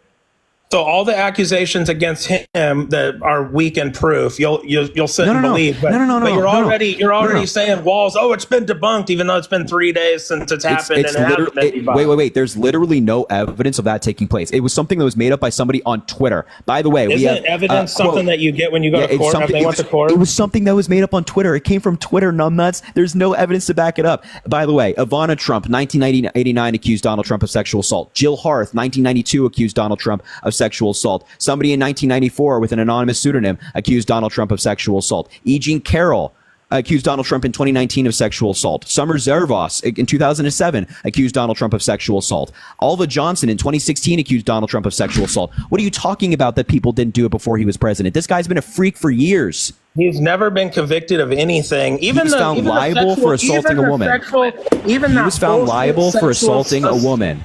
Even that in bullshit sexual case against him, you had to come back. They had to come back, extend the statute of limitations after years. They did not extend. That's, oh my God, the misinformation is crazy. They didn't extend the statute of limitations. It wasn't a criminal case. What the New York State legislature did was pass a law that allowed women to sue their abusers, even if it passed the statute of limitations. And this law has been used thousands of times by other women to sue powerful people like Harvey Weinstein. Do you have a problem with that law being in place? Yeah, I have a problem with 30. I have a problem with after 30 years, you come back and you make somebody look a certain kind of way with limited proof and limited ability for them to defend themselves. Listen, if your daughter got assaulted, God forbid, and in 30 years she wanted to sue her abuser, you'd be against it, right? You'd tell her that's stupid, right? Oh, my daughter's smart enough that she'd come forward way before 30 years. Hold on. It's not about... No. Hold on. There are plenty of intelligent women who get assaulted and they don't come forward out of trauma. So if your daughter got assaulted, God forbid, and in 30 years... Hold on. And in 30 years she wanted to sue her abuser, would you call her stupid? Would you call her silly? I would say there's a statute of limitations for a reason, and it isn't 30 years for a reason. You would tell if she could sue that guy in a civil case, you would tell her not to do that? You using my daughter as your way to like prove points. Yeah, it's proving to you. For a lot of the 20-year-olds. Yeah, it's proving to you how fucked up. Yeah, it's proving to you how fucked up your view is. That she's not. She'd be smarter enough to do it immediately. Give me a break. Because anybody can tell your daughter. Hold on. Answer the question, buddy. Answer the question. Would you tell your daughter that if she wanted to sue her abuser in 30 years, would you tell her that she's wrong to do that? I'm telling you, dipshit, that after 30 years, you should have came by before, or your chance is gone. So I just hope your daughter is still listening to the fact that you, her father, would tell her in 30 years that she should have come forward sooner. That she would not have the support of you. That she should have come forward sooner. Yeah, you're a freak. You're a freak, and that's why it's utterly embarrassing that you're voting for Donald Trump when you have a daughter. The fact that you can look her in the eyes and openly on the internet praise Donald Trump, even though he's assaulted women, he's bragged about assaulting women, he's talked about dating 10-year-old girls. You, sir, are an embarrassment. You're a dumbass. And you can be mad at me all you want, but I wouldn't tell my daughter that she's silly for suing a guy who assaulted her 30 years later. I just think you're a fucking dipshit. And you can be mad all you want. It's not my fault that you're a bad father when it comes to protecting your daughter if she wanted to sue her abuser 30 years later. Like most liberals, you're the one who seems mad. Like most. Yeah. You know what? You're right. I am angry when people discredit victims who have proven their cases in court beyond in the evidence that they need to prove it to. Yeah, I'm mad. Yeah. Hey, dipshit. Do you know what a statute of limitation is? What a stupid idiot you are. What a stupid idiot. Do you know what a statute of limitation is? Do you know that only applies to criminal cases? Usually about 7 years. You know that applies to criminal cases, right? We're talking about a civil case, numbnuts. Yeah, well, even a civil case, exactly. He had to change it for him to be a 1 year period for him to go back. Just to be clear, you're against states passing a law that would allow the victims, people who've been abused, to sue their abusers.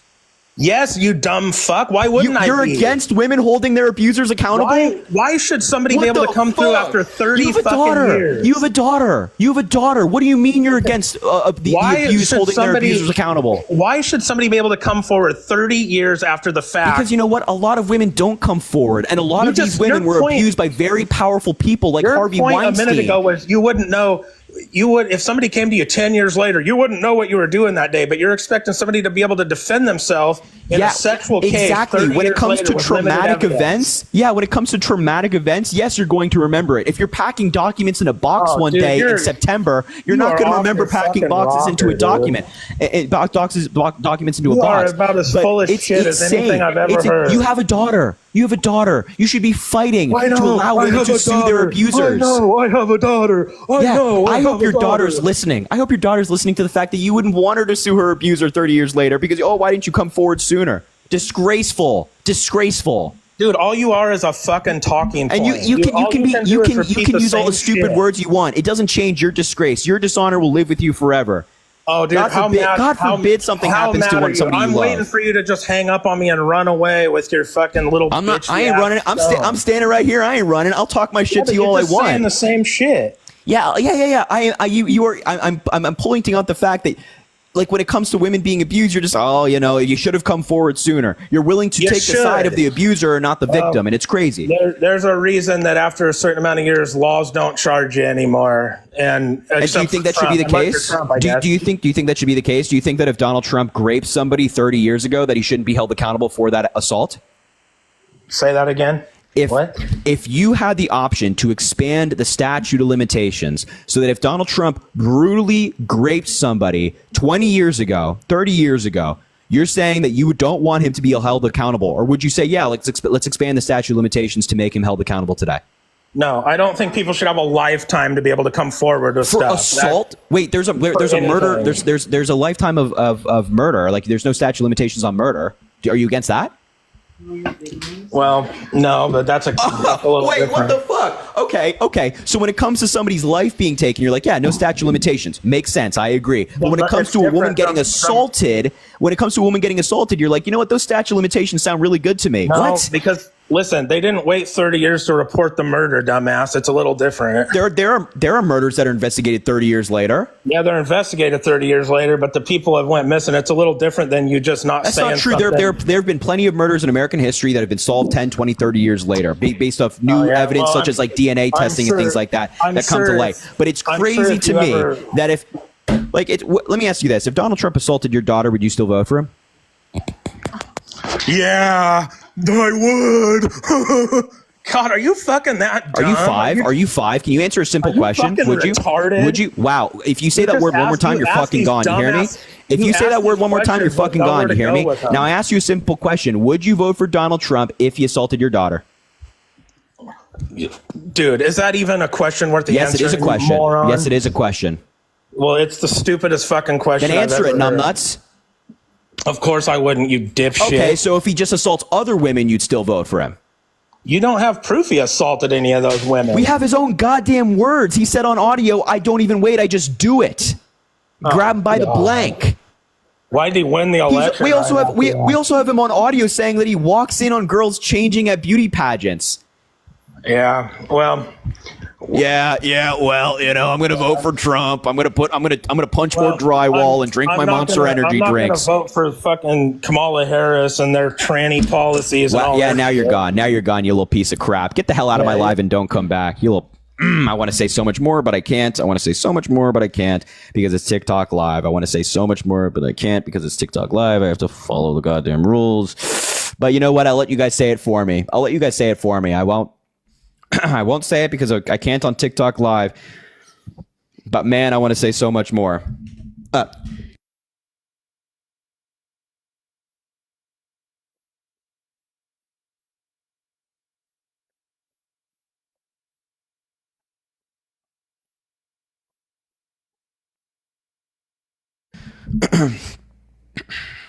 feel better.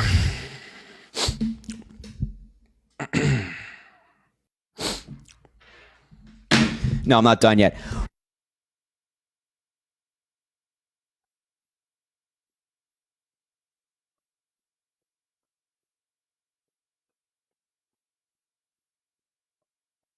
Okay, now I'm done.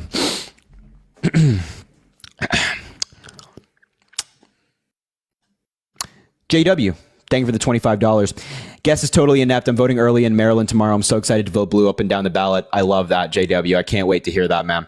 And I can't wait to have you vote, man. Everybody got to vote, bro. Everybody got to vote. Get out there and vote early, folks. Ladies and gentlemen, go do it. And follow JW's lead. Megan, thank you for the $20. Thank you for standing up for victims. I was raped and never came forward because of people like that guest blaming women. I'm intelligent. Excuse me, I hiccuped. I'm intelligent and well educated, but no one knows how they'll react until it happens to them. Great point, Morgan. Or excuse me, Megan.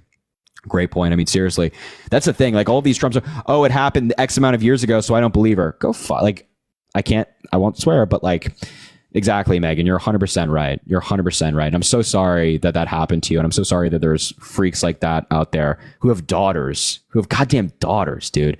Jillian, thank you for the $20. You absolutely cooked that guy. One of the hottest things I've ever seen. Here voting blue in Nevada. Jillian, so glad to hear that you're voting blue in Nevada. Swing state. So get out there and vote early. Bring your friends, family, and loved ones to vote in Nevada. I think I'm going to be in Nevada in a week or so.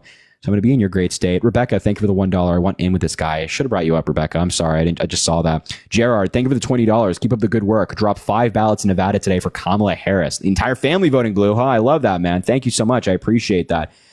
Megan, thank you for the $20. It's incredibly generous.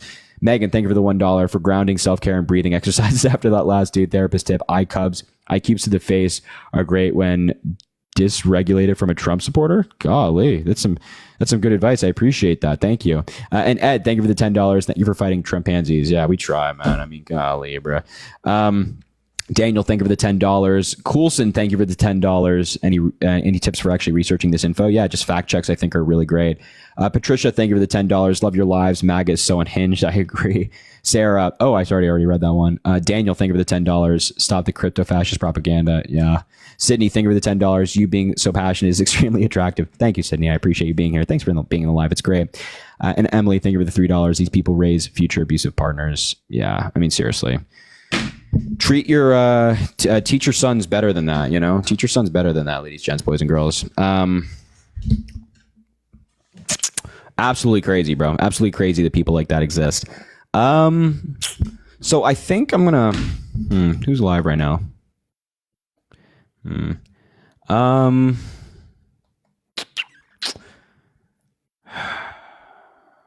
bring up this guy. I'll give this guy an invite, but I think I might. I'm deciding. Is Chris live by any chance? God, that guy was so annoying. I can't believe people like that have daughters, man. I feel like, you hear all the time about like specifically men, right? Specifically men like having their perspectives change if they have daughters. And when you hear guys like that, it's just like so goddamn crazy, isn't it? Parker got banned. Request him, Harry. Is Parker live? What is he live on? He's doing a restart. Parker's live right now. Okay. Yeah, I was going to say, I think I might wrap up the live because I'm going to go work out. I'm going to go ride the Peloton and lift. It's arms today. We did chest yesterday. So I'm going to go do that. I don't know if oh, thank you, Jackie, for the whale diving. I appreciate you. I don't know what account Parker's on right now. Any word on Isaiah? Isaiah's out there doing campaign work. I don't know where Parker's live, but maybe if somebody could find out in the chat or like put his username. But anyway, listen, ladies and gents, I apologize for wrapping up the live right now. I wish I could go longer. I'm just trying to balance life. You know what I mean? Trying to balance life, self-care and all that good stuff and debates. So trying to do all that at once. But here, one sec before we wrap up. Nuno, thank you for the $3. Hey, Harry, question. And is this legal? I think it's legal, but I don't think it's moral is a different question, but I think you could theoretically do that. Nathan, thank you for the $25. Voted early in North Carolina today. Nathan, I'm so glad to hear that. I was recently in North Carolina, and there was an early voting location at NC State. It was packed with young people, so I think that we're feeling hopeful. Mackenzie, thank you for the $1. My whole family's voting blue down the ballot. 15 of us in Texas. That's amazing, Mackenzie. I'm so glad to hear that. Thank you for doing that work. 15 of you, all blue. I love that. Maryland, thank you for the $5. Voting all blue in Kentucky to equal out my dad. Just fighting for my life as a Democrat in Kentucky. Maryland, excuse me. Blue dot in a red state. I can only imagine. That's tough. But I appreciate you doing that anyway. Laura, thank you for the $2. I waited about 25 years before I talked about my abuse. Exactly. But that guy and men like that, they don't see. I think that people lie and stuff like that's crazy. Zavi, thank you for the $1. Raid Jaden instead. Yeah, if you can like throw up, if maybe one of the mods know Jaden's live, I'll raid him for sure. But listen, ladies and gentlemen, boys and girls, everybody in between, I'm wrapping up the live here. I appreciate you guys being here. We will hopefully be back tomorrow night. Make sure to drop a follow if you haven't already. We do these lives all the time. Also, double tap the. I don't need to double tap the screen. I'm leaving. I post on every single social media platform. I post on Instagram, Twitter, YouTube, TikTok, Snapchat. All of those links are in my bio. I post on Snapchat every single day, Instagram, YouTube, Twitter, all that stuff every single day. So it'd mean a lot if you can go follow or subscribe to whatever the platforms are. That means a lot. It goes a long way. And Snapchat, I've been posting a lot on Snapchat. It's been fun over there. So definitely go follow on Snapchat. And the last thing I'll say is have a great day tomorrow, guys. It's going to be a Thursday. If it's not already Thursday for you, take care of yourselves, drink a lot of water, eat some food, see some people you care about, tell the people you love them, give them a hug. We're 12 days from the election today. So, keep working hard, keep the pressure on. We'll full gas, no brakes, all the way until election day. Now, do me a favor, go rate all of these folks. Dom2Fly apparently is live. He's debating. Amanda Rose is live and debating. Good Trouble is live and debating. All these usernames right here. Go raid them. Say Harry Raid, Harry Raid, Harry Raid. Let them know that we sent you. Let them know that we care about you. Let them know that we appreciate the work that they're doing and trying to convince people to vote for Kamala Harris. It's going to take all of us, not just one of us. So go tell all these people we care about them. Go tell all these people we appreciate them. That's Santana Jones, Amanda Rose, and Good Trouble. And I'm sure Killer or one of the mods are going to throw back up the usernames on the chat or in somewhere on the screen. You'll see it. There it is. Santana Jones, Amanda Rose, Good Trouble. Go raid all of these people. Go let them know that we sent them Harry Raid, Harry Raid, Harry Raid. And yeah. All right, ladies, gents, boys, and girls, I appreciate you guys. And we will talk soon. All right. Have a great day tomorrow. Anything else? No. All right, everybody.